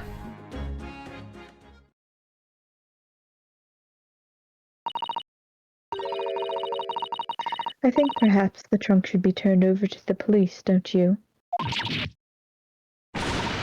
What are you going on about? I am the police. Okay, Palpatine. Gina, if you wouldn't mind, could we maybe examine it? Yeah, alright then. Do what you want with it. Thank you. We shall make a detailed record of our examination of the evidence. Yeah. Yeah. What? What's the matter with Toby? Why is he acting so aggressively towards me all of a sudden? Mr. Naruhodo, be careful. It must be the trunk. Oh shoot! Oh my god! He is a hellhound! What's the music playing? Toby, oi, what you doing? You're gonna lick his face off. Miss Naruhodo. Miss Naruhodo. We know quickly. Hail a carriage. What the fuck, Toby? He licked you to death. I just called you the goodest boy, you asshole. Well, he licked you to death, so... That is like quiet thing of just like he murdered me. I died.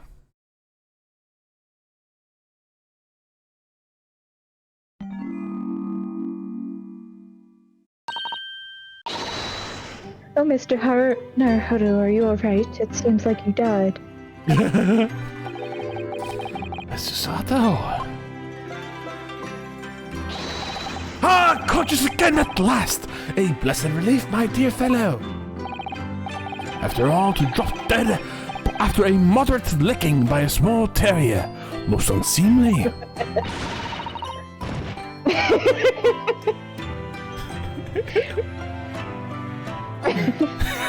I love this so much.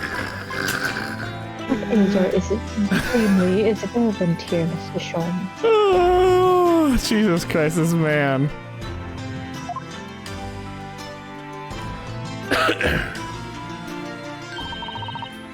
I'm so glad there's no lasting damage. How are you feeling? What do you mean lasting damage? It was just a quote-unquote moderate licking and not like biting my fucking face off. I'm fine, thank you. Did you bring me back here? Oh, what's this on my head? A bandage? He did fucking... Sadly, we had no ice, so that's a compress of sugar water. Sugar water? Don't worry, Mr. Naruhodo. It's first aid treatment that my father taught me. Sugar water?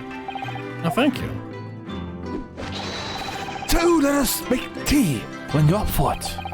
But of course, no sugar in the patient's cup. The bump on my head is throbbing sweetly enough, though, don't you worry. Whenever you feel ready, then. Like, I'm pretty sure the dog didn't bite you. I think he just fell backwards and hit your head while you were being licked to death. Nah. This is a court record. Alright, space and examine. So first and foremost, there's a cut here. Kind of see through it a little bit. I've seen this huge gas across the side of the thing here. Done right through the leather and into the metal behind. Gosh, for a metal chest like this to have been so badly done. Whoever made the gash must have struck the side of the trunk with considerable force. I wonder how it happened. Oh! Look at the dark stain here. Do you think... Yes, I'm afraid so. I think it's blood. I knew you were going to say that. So presumably that means...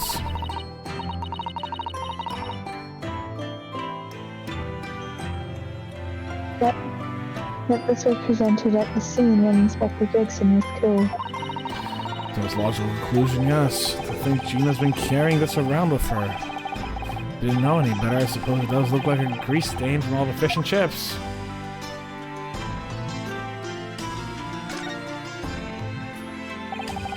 Let's have a look inside. Oh shit, okay.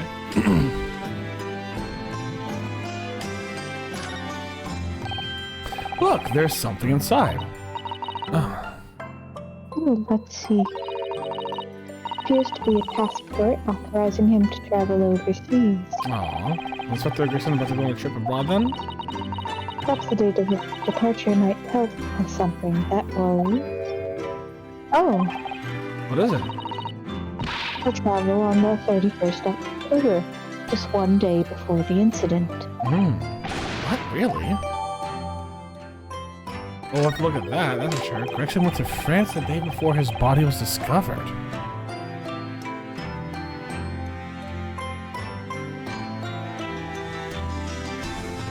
Damn, that's deep cash. Wait, hold on. That's not just the guy, that's a piece of knife. Do you see that? There's something stuck in the side of the trunk here. It's glinting. It looks like a fragment of metal with been there. Those flesh are so It's like tight. been so tightly I can't remove it. Oh, don't cut yourself. You better leave it, I think. I was wondering, that's a weird color. So metal from what? Is the question. Have we seen a broken sword here yet? Kazuma! Kazuma was out of the country the day before, wasn't he?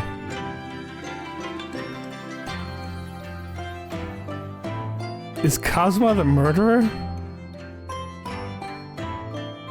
He's the only other character we know that was out of the country the day before, to be fair.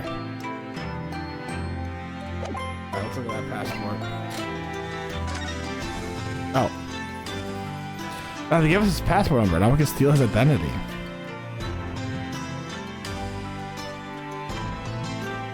Purpose of travel, you know, police business. Just put down whatever.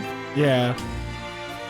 It's within a week from the 31st. So he might not have actually been out already. He might have just been like, you know, ready to head out. Is there anything else in here that I need to be aware of? Pretty sure the passport and the metal glint was the big things, but like, just in case. Very actually a cathartic animation. That was a good animation. I like it.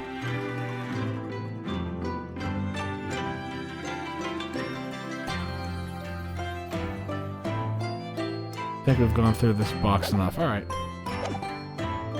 Someone has answers to do, Mr. Sholmes, asshole. Give me the fucking autopsy report. Thank you for your concerns, Mr. Sholmes. My dear fellow, think nothing of it. I must say I was quite startled when I heard that you'd been attacked by a dog. For a moment I feared the infamous murderer of so many had come back from the dead. You mean the professor? Fortunately, I see your prized throat is unscathed. That stiff, turned-up collar of yours obviously afforded what some welcome protection. Was I that close to death? All I really remember is the dog licking my face over and over and over again. Well, if you wish to avoid such troubles in the future, a little mustard spread on the cheeks should do the trick. I should think that would balance the sweetness of your bandage rather splendidly. Do not cook me. Oh, that's all you had to say to me?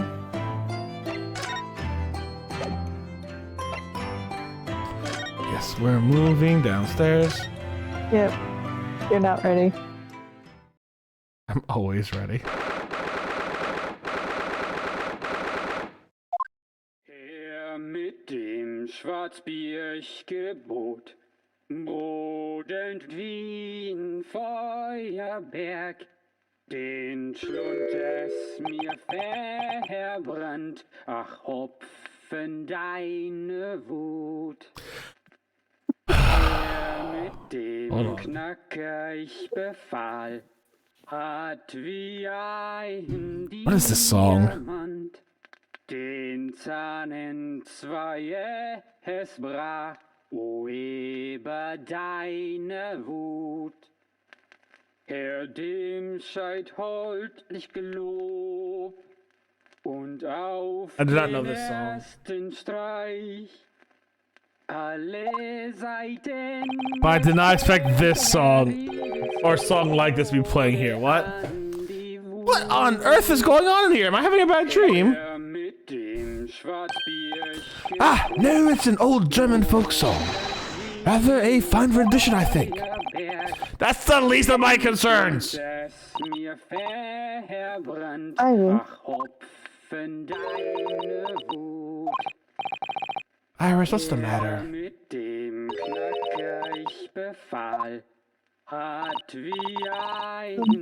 What is that sprawling, I mean, relaxed gentleman over there? Is that her dad in the mask?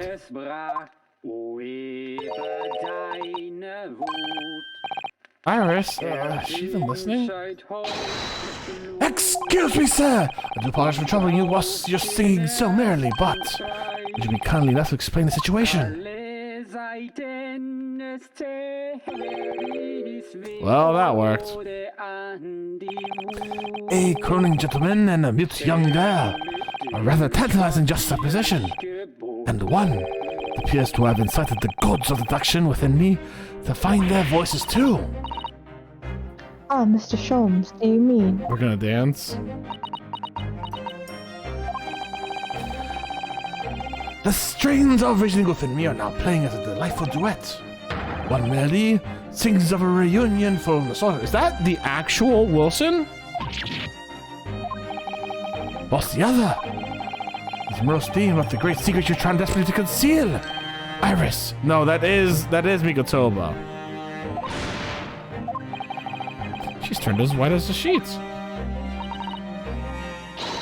As usual, you've instantly seen to the very heart of the matter. Yeah, he's seen the anti-gravity machine on this one for sure.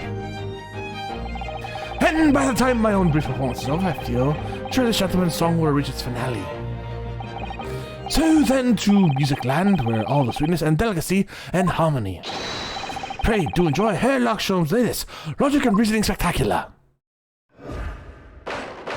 Wait!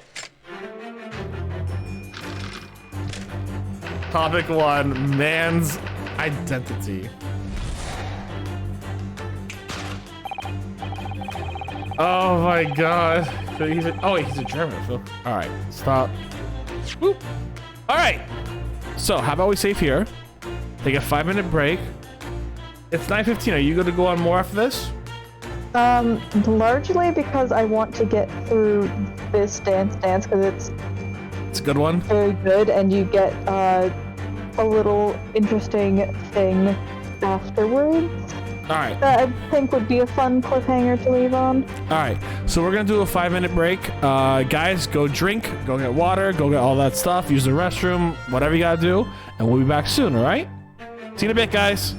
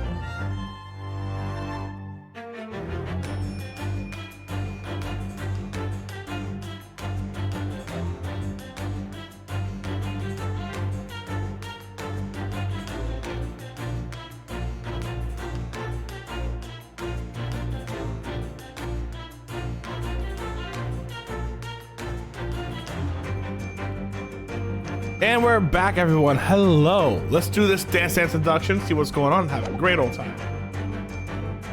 I'm gonna take a sip of water first, though.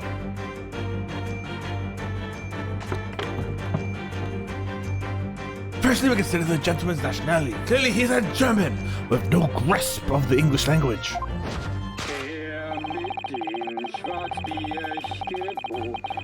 He looks like being a turbot, though. Hold on. Yeah, he even has the same goddamn hat. As evidenced by the Germanic song he sings and is apparently unable to understand when asked to desist. So why is the man here at all in such an apparently high spirits? The answer is, of course, Iris is clearly known to you. Indeed, we only need to follow the gaze of those bright young eyes to unravel the particular part of the mystery. The reason is the man's mildly irritable warbling is fueled by the herbal tea. You obviously offered our German guest a cup of your latest herbal blend. The tea's delectable flavor has made the man's spirits soar and resulted in the joyful diddy tumbling incessantly from his lips.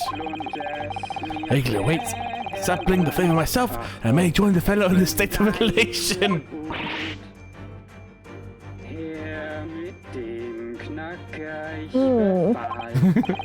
Now to the next question. Who exactly is this gentleman availing himself such thoroughly of the settee?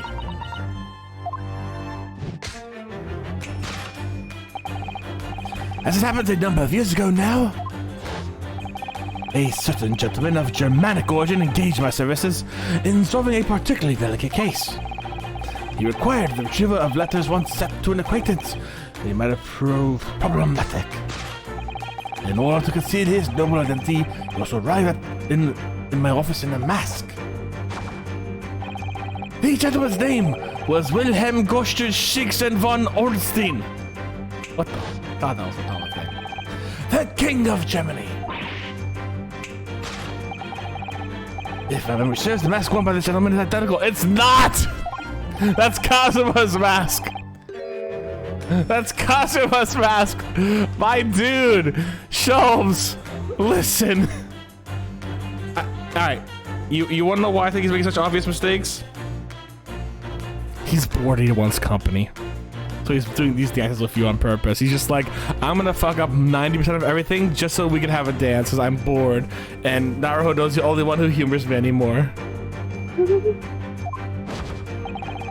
would appear that His Majesty remembers the fine service I afforded him and has decided to show his face again, masque and all, in order to express his gratitude. A well-mannered monarch indeed. Wouldn't you agree, my dear fellow? And Iris is just like... What are you on about? Dude, like, come on.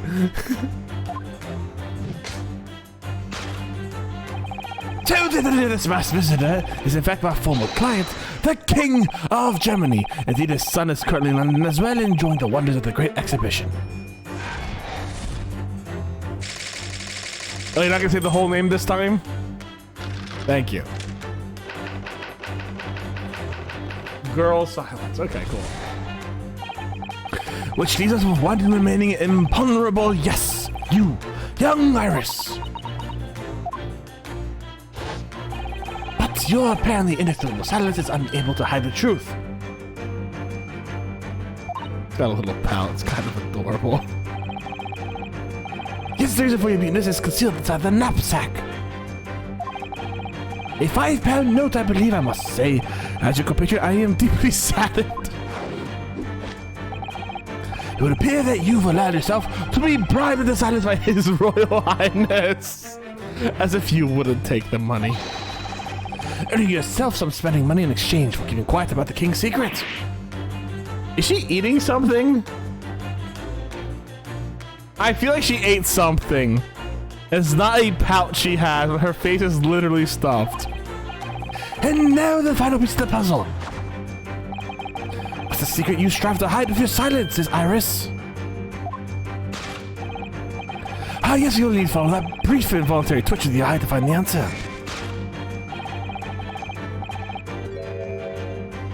You're ready to abscond with that coffee cup. My favorite coffee cup, in fact. Or should I say the handle of my favorite coffee cup. It appears that His Highness's high spirit broke it off in the midst of his hijinks. Which leads us to the sad truth. My favorite coffee cup has been broken by the King of Germany, and Iris, you tried to conceal it from me. Oh my god, not the Jack Films. I shall have a bill sent via governmental channels to the German Royal Family Force Replacement.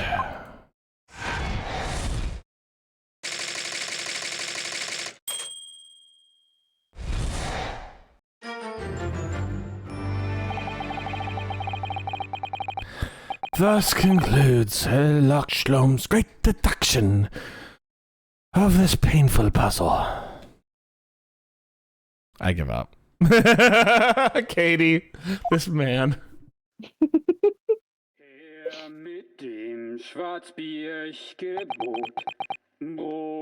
Even Susato's like, are you okay, Sholmes? With your size as well, the fellow's jovial warbling rather rings in the ears, does it not?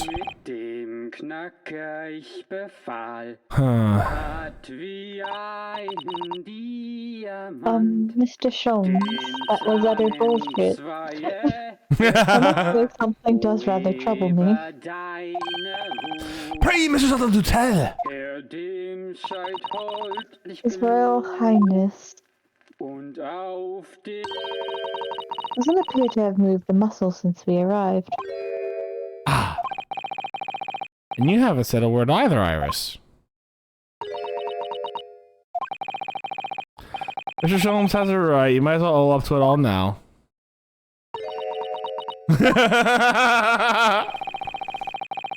Everything isn't entirely without substance, I must admit.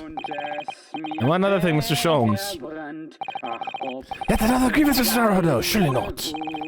Well, I actually read the story of that case recently, the one you were just describing. And according to that, at least, it wasn't the King of Germany. It was the King of Bohemia.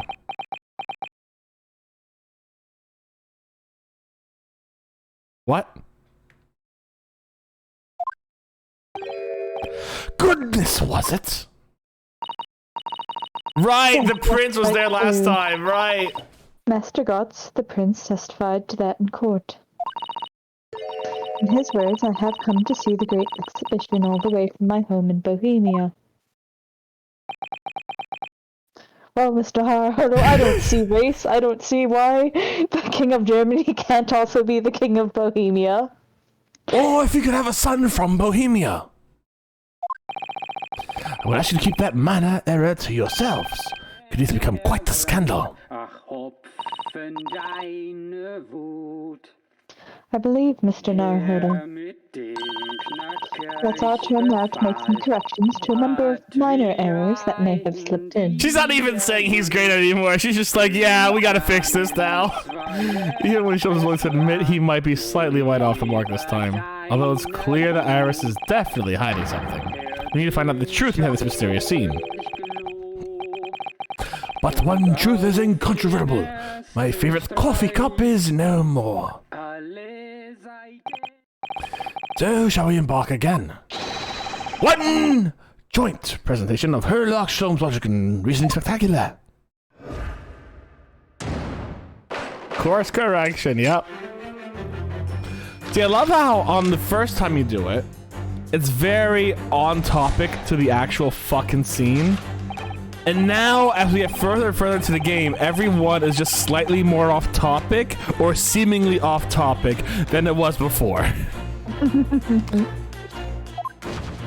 already read that part. We just gotta get the public course corrected at this point. Yeah. He's not moved. He's dead, Sholmes.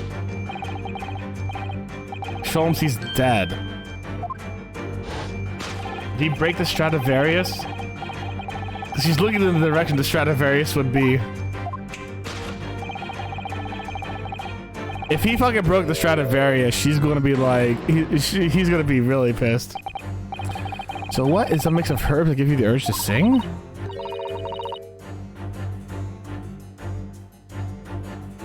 Goodness, I should like to try some.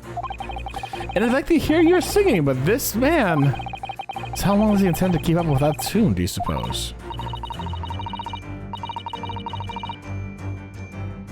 As I said, he's been stock still the entire time, and if we look closely, his lips aren't moving either. Yeah, he's dead. Ah! I'm not sure what's actually responsible for singing. I suspect the answer lies at the end of Iris's gate.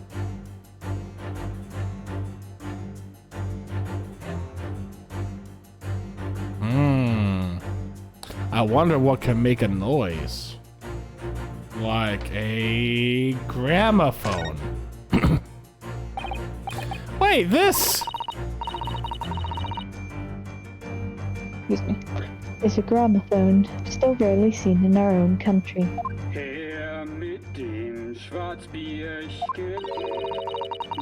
Sound certainly appears to be coming from the horn. Nah, but the machine's singing? That can't be right. Science and technology are changing the world rapidly, Mr. Naruhodo. What's right is changing too. It's too much for my brain. Well, at least we've found our answer. It's the man! And his mask. Wait, hold on. Wait, what are we saying about the mask? We know this mask! Oh, you're right. So does that mean it's Cosmo? Cosmo! No, surely not. It couldn't be, could it? No, it's most definitely not him. Oh, no, of course it's not. Thank goodness. But then why is this gentleman now wearing it? I'm afraid once again, I really have no idea. Nothing on this poncho thing he's wearing? It's not a poncho, it's the, Take that! what do you call it? It's the table setting, yeah. Fucking Iris knocked him out! Holy shit! There's a broken teapot on the bottom. Iris fucking clocked him in the back of the head, knocked him out, placed him there with the mask so people didn't notice that, and put on the dramatic scene to specifically trick Sholmes, because she knew it would work. The reason for this man's mildly irritating warble is revealed by the gramophone. Indeed! For no well-bred gentleman would break into obscure folk song while making a social call. In other words, the gentleman isn't singing at all. In fact, it would appear the fellow is unconscious. Yeah, Iris knocked him the fuck out. Oh, the music seems to have stopped now.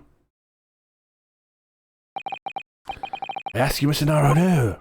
Yeah? Why would I have purchased a recording of that gibberish? How should I know? Never mind, that's seduction. Who exactly is showing up noise of the setting? Oh, that's funny.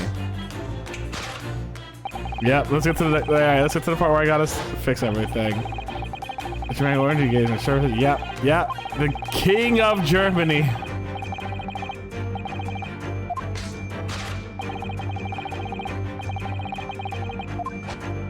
You arrive in your office in a mask. God, that's one hell of a name.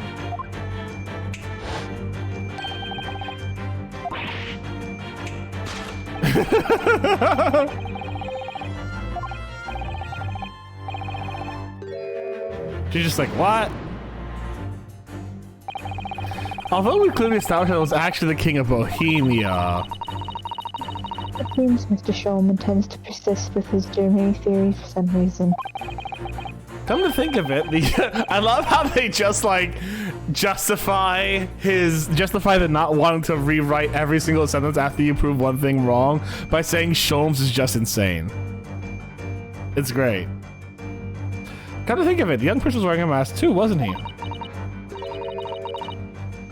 Mr. God, the boy whom you had in tears. Yes, the boy I bullied. Don't remind me or anybody else. Do you suppose all members of the aristocracy of mainland Europe wear masks? I'm sure they do. Well, probably anyways. The point is, the mask doesn't belong to any king. No, that's right, as we well know. Because we can identify the true owner of this mask.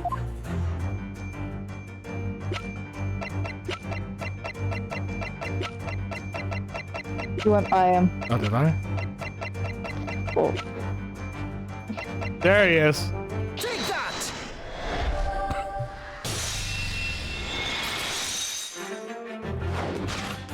Yes! There can be no question that mask belongs to Kazuma Asogi.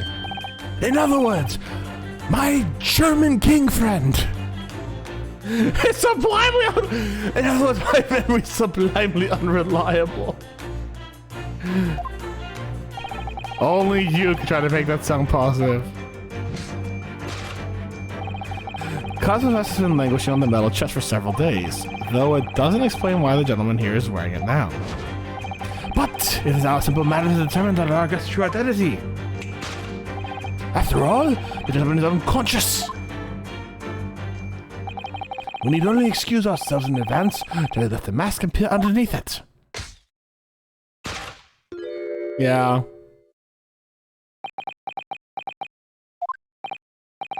I don't believe it. Oh! Father! I somehow didn't recognize you. I'm afraid this is something you must be mistaken. No, I think not, Mr. Sholmes. Then it would appear our logical reasoning has once again revealed the truth. Mr. Serious Visitor. I like how he tried to argue with her. For no reason. It's my unconscious father, Eugene Mikotoba. She's part of it this time. Let's go! Don't swallow whatever in your mouth, Iris. I don't think it's, like, actually edible. Logic and reason is just looking and saying. I love how pissed he looks. The fucking... it's fucking out. It's like... Is that song playing again? But she doesn't want to incorporate you, young Iris. Yada yada, that's the good part. The apparently inexplicable silence is unable to hide the truth. Oh, what's the truth? Yeah, because Eugene had that kind of money on him, right? So that's a £5 note poking out from Iris's knapsack, is it? I can't be sure. Most money that we encounter is in coin form. That's true, I know. I'm not even sure if we've seen any banknotes here in Britain at all, have we? But Anyways, father would never have paid money for Iris' silence. he certainly seems like the silent type himself, though, judging by his present state. There must be some other reason for Iris' silence, I suppose. That's what Iris is trying so hard not to give away with. But ours is something entirely different. I wonder if we shifted the view a little bit.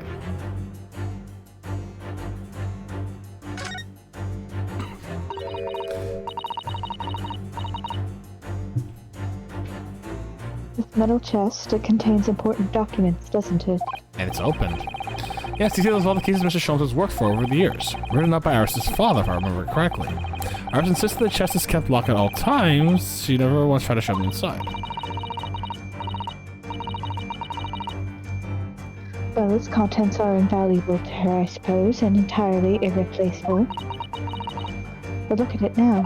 The catch is unlocked for one. Ah, so it is. That's hard to ignore. Very.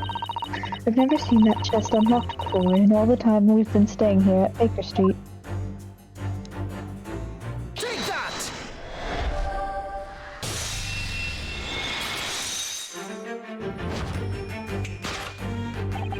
Yes, the reason for your muteness is concealed inside that metal chest. An excellent observation. For upon close inspection, there is something different about the chest's appearance. It's kept locked at all times, yet now the catch is open. Evidently, this has something to do with your refusal to speak, Iris. But it's simple enough matter to invite you to speak, I'm sure. Merely need to open the chest.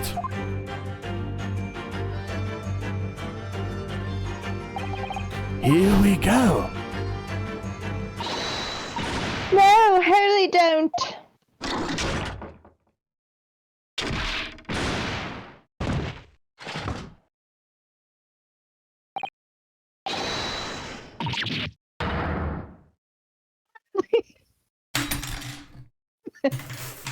Fucking.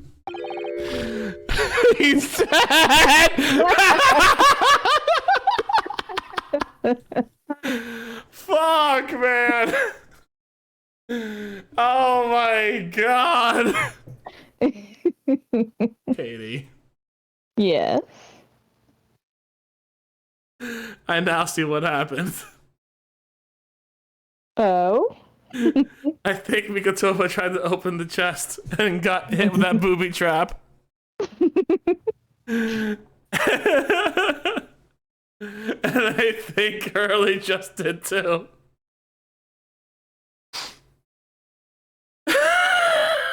It's one hell of a boxing club, holy fuck.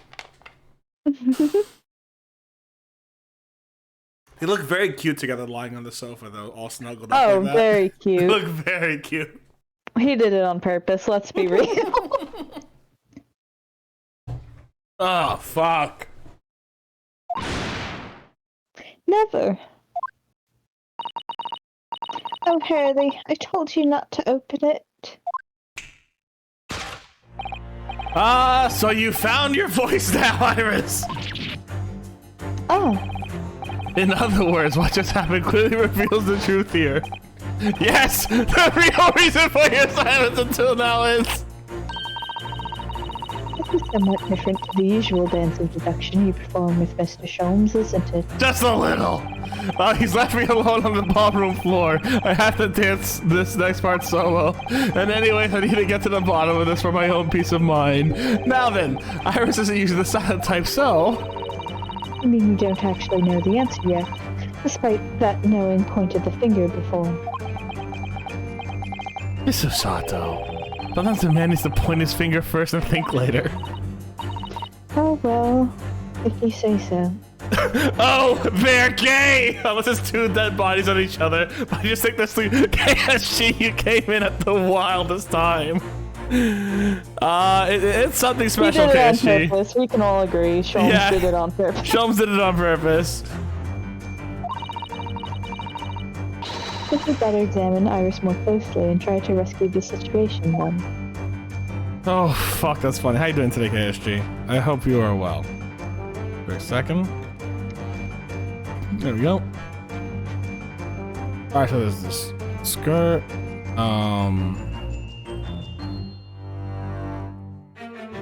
Oh. She's definitely not hiding anything behind her back. That's a key she's holding, look! I'm sure that wasn't in her hands before, was it? She spit it out. No, you're quite right. It appeared as by magic. That's strange, a big old iron key. Where did it materialize from? Take that!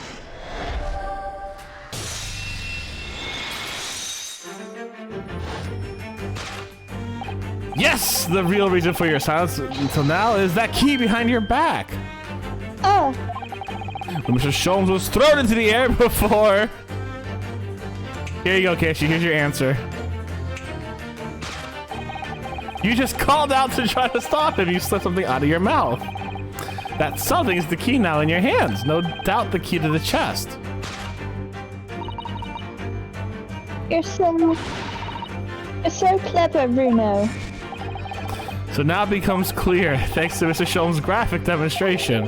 We can now all imagine what happened here. But Professor Mikotoba also opened this metal chest only to be punched into the air. And land sprawled out on the setting. Thanks for the stretch and the hydrate, KSG. Everyone stretch and hydrate. You too, Kitty. Sure. The child killed the gay couple? That's so homophobic. Yeah, it's so homophobic.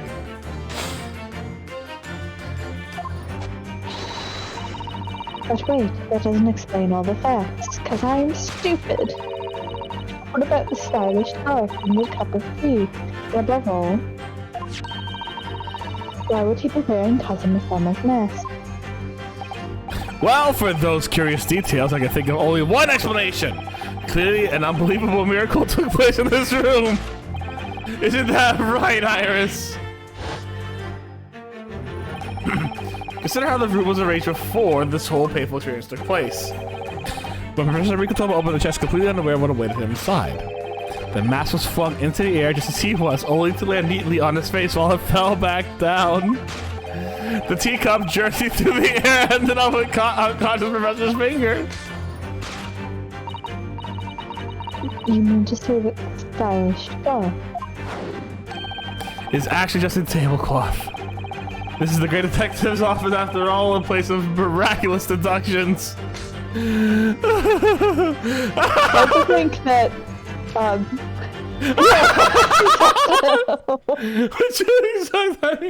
Let's go. I love it. That's so adorable. it's so cute.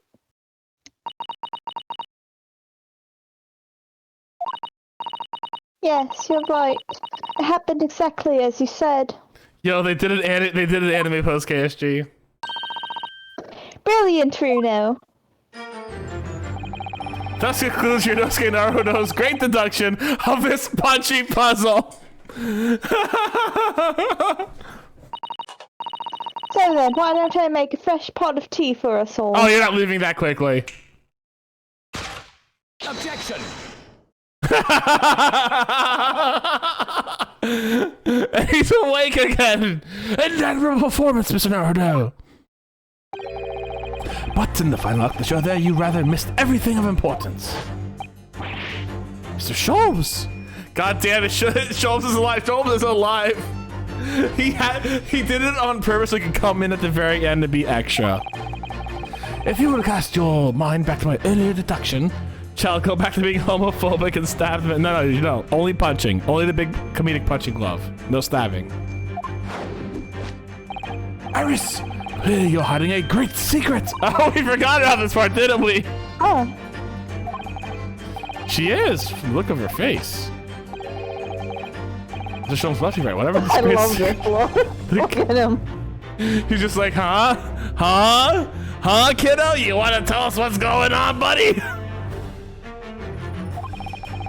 So I put it to you again. You were attempting to abscond with that coffee cup. Maybe it's a shame about Mr. Jones. It must have been smashed when Professor Migatomo opened the chest. Oh dear, so many things seem to have been broken here. But now the deduction has taken a different direction. There doesn't seem to be trying to hide the broken cup anymore. In other words, the great secret is something else. Let's put our observational skills to work here one final time then.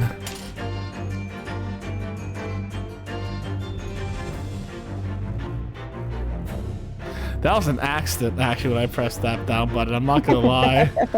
I was like, am I gonna take a look at this tissue thing again? Like, if that's anything? But no, that was an accident. Oh, look there. Seems to be more papers there. Is I trying to hide them underneath the tray? The insignia, Mr. Naruto. It's an official Scotland Yard document. Nice. What? Why would Iris have it? You must ask We her. must ask her. Oh. There's a Scotland Yard document. Take that! She was really sneaky with that, I'm not gonna lie. You were trying to abscond with that case file!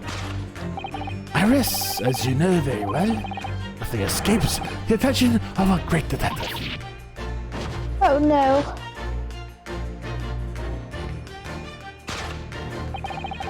We visited Scotland Yard's autopsy laboratory earlier today.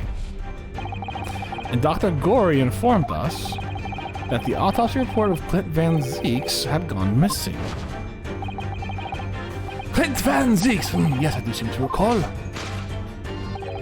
That some years ago I asked to see the report in question. You were with me, weren't you, Iris?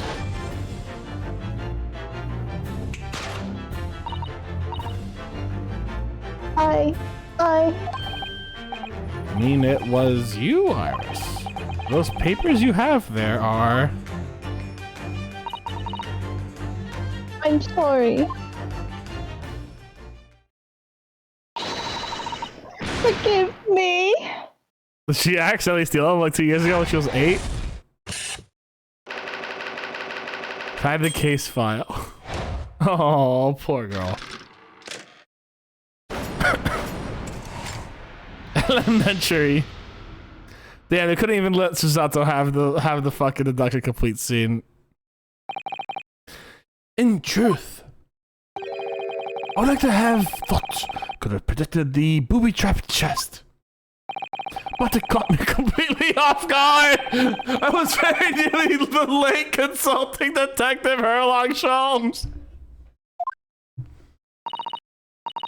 Oh, fuck. I'm sorry, Harley. I just realized that my tournament, I put the wrong date on my tournament fucking reminder. Hold on, let me change that real quick before I let other people see that more. And I was just like, oh shit, I put the wrong date on there. Because it's actually supposed to be December 10th, and it says December 9th. Oh, fuck me. I've been doing that for days now. I've had the wrong date on there. Oh, shit.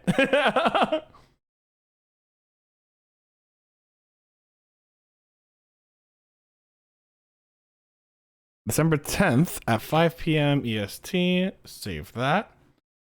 And chat commands. I'm gonna go through those real quick. Oh, fuck me. Guys, I'm so good at what I do. I can read things, guys. I promise. I can't. I'm lying. Don't believe anything I say. Katie can tell you correctly. I can't think. Pardon? Katie knows this by firsthand experience. I can't think. You can think. But can I? Yeah. Have you ever seen me once solve a single puzzle? I've never played Ace Attorney with you, no. Alright, there we go. That I fixed it. God damn, I'm a ding dong. Let's try that again. So, I mean, this autopsy report really is...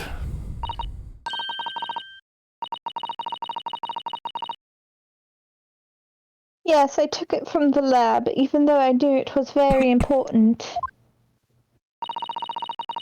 Was there something in it that troubled you, Iris?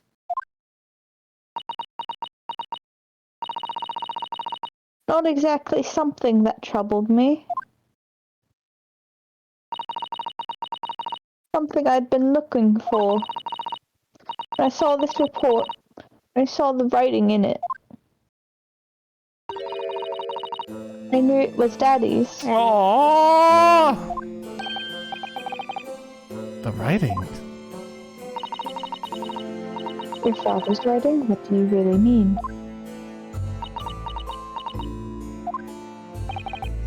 Iris. Something on the heart for her to talk about. Forgive me for interrupting my dear fellows! Mr. Sholmes, what is it? Feels like the poor unconscious gentleman on the settee has... I feel the poor unconscious gentleman on the settee has been somewhat forgotten. Father! Perhaps we should find our guest somewhere more peaceful to rest. Mr. Naruto? Yeah? Would you be so kind as to lend him your bed? We must do our very best to make him comfortable, I feel. Yeah, of course. I'll help carry him. So will I. No, I can manage alone, thank you. You have tea to enjoy. You wouldn't want Iris's brew to stew. Damn, it's kind of... Yeah. I guess there's no better way to make the professor comfortable than dragging it upstairs like a truck. Oh my god, no! Boom, boom, boom, boom, boom, boom, boom. Perhaps that was deliberate. Maybe Sholmes is making himself scarce to give Iris a chance to talk more freely.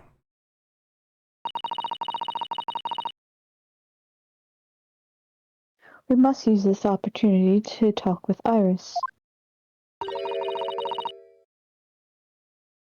And find out what's going on.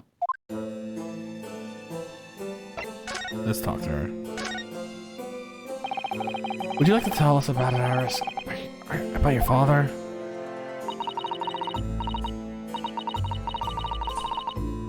I'm sure I told you before, didn't I, that Dad used to be Hurley's partner. Yes, and that notes all about the cases they solved together were kept inside that metal chest. That's right, Hurley told me, you see. He said that Daddy's somewhere far away now, so we can't meet. That's one way of describing it.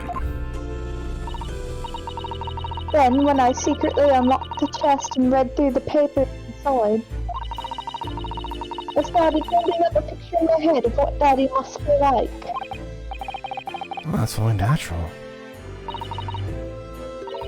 Or just like any other girl your age. I read that Daddy was a professor of medical science, so I studied and took my degree too. Oh, well, that's only natural, I suppose. In that respect, you're not quite like any other girls of your age, though.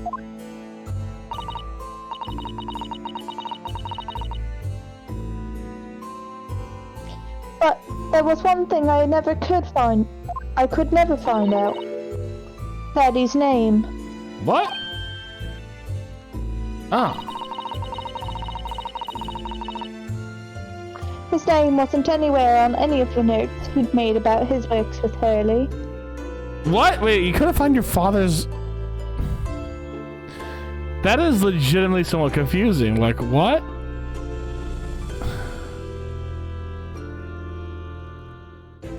Okay. I'm very confused. Alright.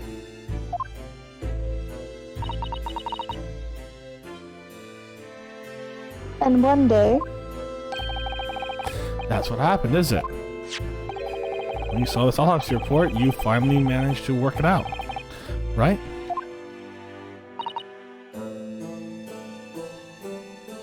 Yes. But is she Clint's daughter? Hold on, time out. Wait. Let's stop for one moment. So, Migatoba said that John H. Wilson was not a partner of Sholmes, right? Do I remember that correctly, Katie? I remember that correctly.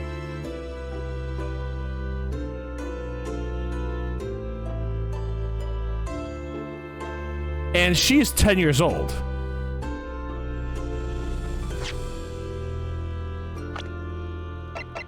Yeah, she's 10 years old. Is she Clint Van Zeek's daughter? Who, as a prosecutor at the time, may have been working with Herlock to solve cases. Is she a Van Zeeks? And only assuming that she's a Wilson? Because Herlock won't tell her the truth? Yet? Which reasonable for a 10-year-old, to be fair.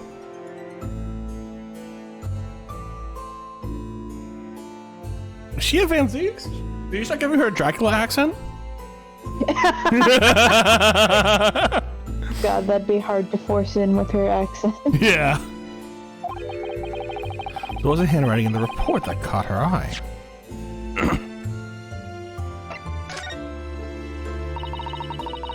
I saw the writing on that report and I could hardly believe it. Wait, but how would Van Zeeks write his own autopsy report? Hold on. Is Clint not dead?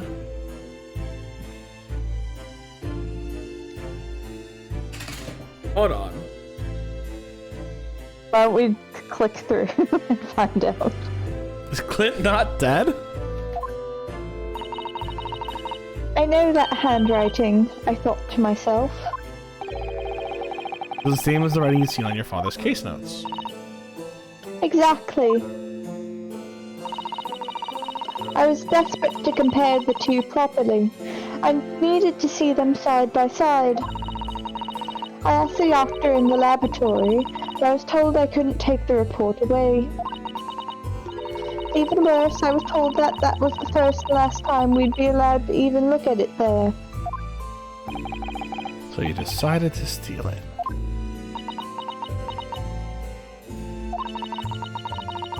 I compared the autopsy report with the case notes I had here. There was no doubt. The handwriting was exactly the same. It was Daddy's. Is that Van Zeke's? And the signature of the coroner at the bottom of the autopsy report. Red Dr. John H. Wilson. So that's what I finally found out. I learnt Daddy's name at last. I see. Ever since then, I've called myself Iris Wilson. And that's also when I had the brilliant idea of writing stories all about Daddy's exciting times with Hurley. But he's not... I decided then and there I'd write the adventures of Sherlock Holmes. Oh, Iris, I had no idea the stories had quite such a deep personal significance for you. But John H. Wilson was not. I see why the autopsy report was so important to her now. Why she was prepared to break the law to get her hands on it. But John H. Wilson was not Herlock's partner. I must apologize, Iris! This is really all my fault. Really? I made a promise, you see, until the time was right. And keep the details about your father a secret. I know. I've been very naughty. I'll take the autopsy report back to Dr. Gorey and apologize, I promise. No, I want it. Yes, we'll go together, I think. Then, let me look after it for you until we get there. In other words, we're gonna steal it.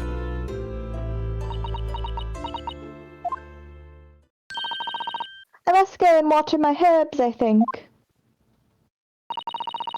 I'll see you all later. Poor Iris, she must be feeling awful. No, Mr. Sholmes is here for her, but still. Ah! It's gone, isn't it? Well, how? What's the meaning of this, Mr. Sholmes? Mr. Sholmes? Oh, dear me! So, you've noticed, I see. But what that would mean? What on earth's the matter, Mrs. Sato? You've turned as white as a sheet. It's this autopsy report, Mr. Naruhodo. The one from 10 years ago. The writing Is it your fault? isn't Dr. Wilson's at all. Hmm? What do you mean? How could you possibly know that? Because I know this writing very well. It's your dad's. This writing is my father's. Yo, this dude have two... Oh my god! Did this dude just knock up someone in the UK? What? Professor Mikotobas? Indeed, it's true. And now that you know, my dear fellows, you have a sister. See you later. Goodbye. What did this all mean, Mr. Sholmes? Because the idea that's slowly forming in my mind is just too extraordinary to believe. Please, you have to explain. Yeah, you better fucking tell us! So this autopsy report was actually penned by Professor Mikotoba then. That makes no sense. It's impossible, surely. Not possible, my dear fellow. Pray take a deep breath and think again. Yes, you're right. In some ways, it actually makes a great deal of sense. Does?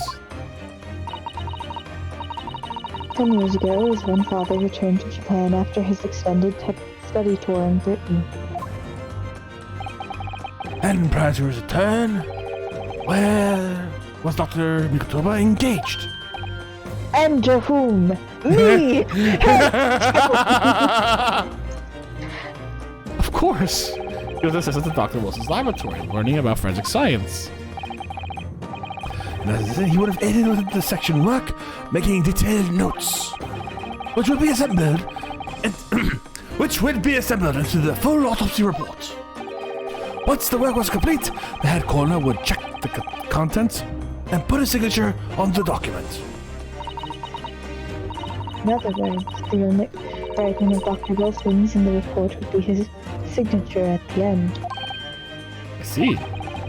Iris got the wrong end of the stick, you mean? She saw that and assumed the whole report had been written by Dr. John H. Wilson. Which is very understandable, of course. What a complicated situation! Oh. I actually want to see that report real quick.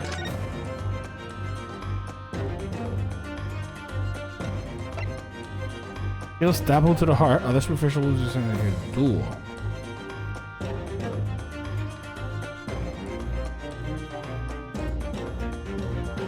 There's inks on his hand.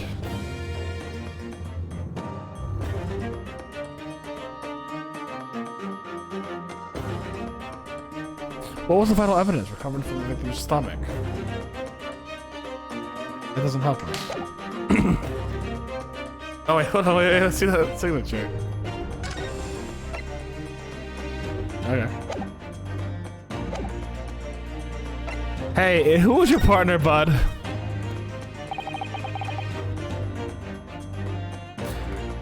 Alright, cool. I just want to make sure that the new command worked. Fantastic. Thinking about it, most of what we know about you, Mr. Sholmes, comes from the published stories of your exploits. Yes, The Adventure of Sherlock Holmes, written by Iris.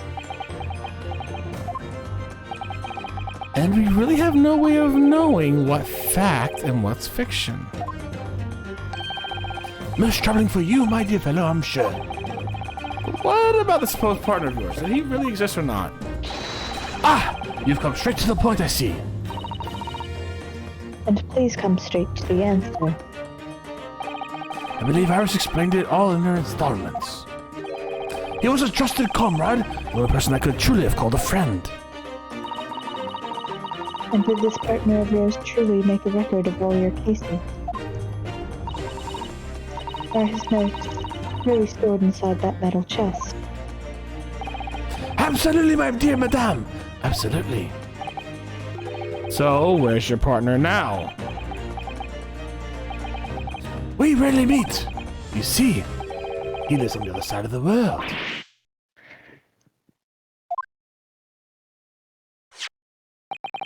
But the autopsy report and the records are all here, signed by the same hand.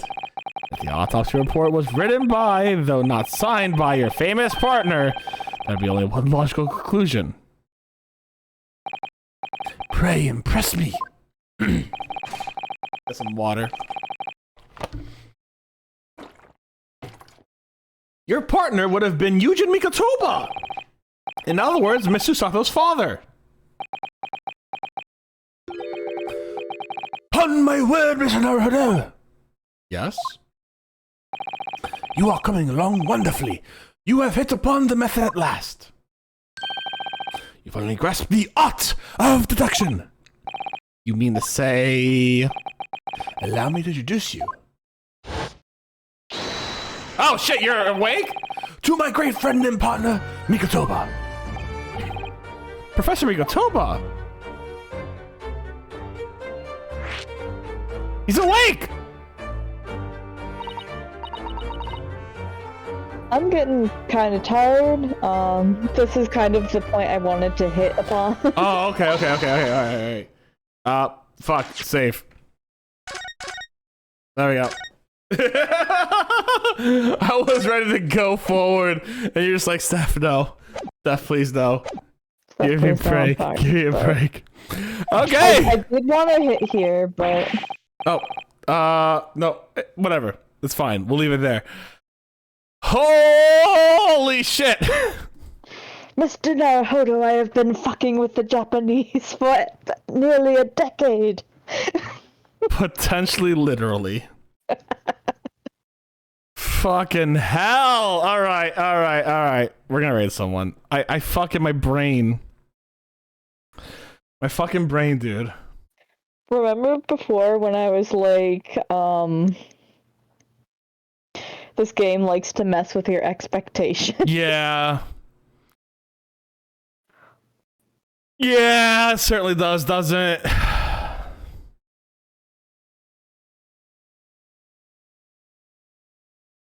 I'm done with that. Alright. Oh my god, holy shit. Is he... Did he have a kid Much here? to think about. The mystery, the plot thicken.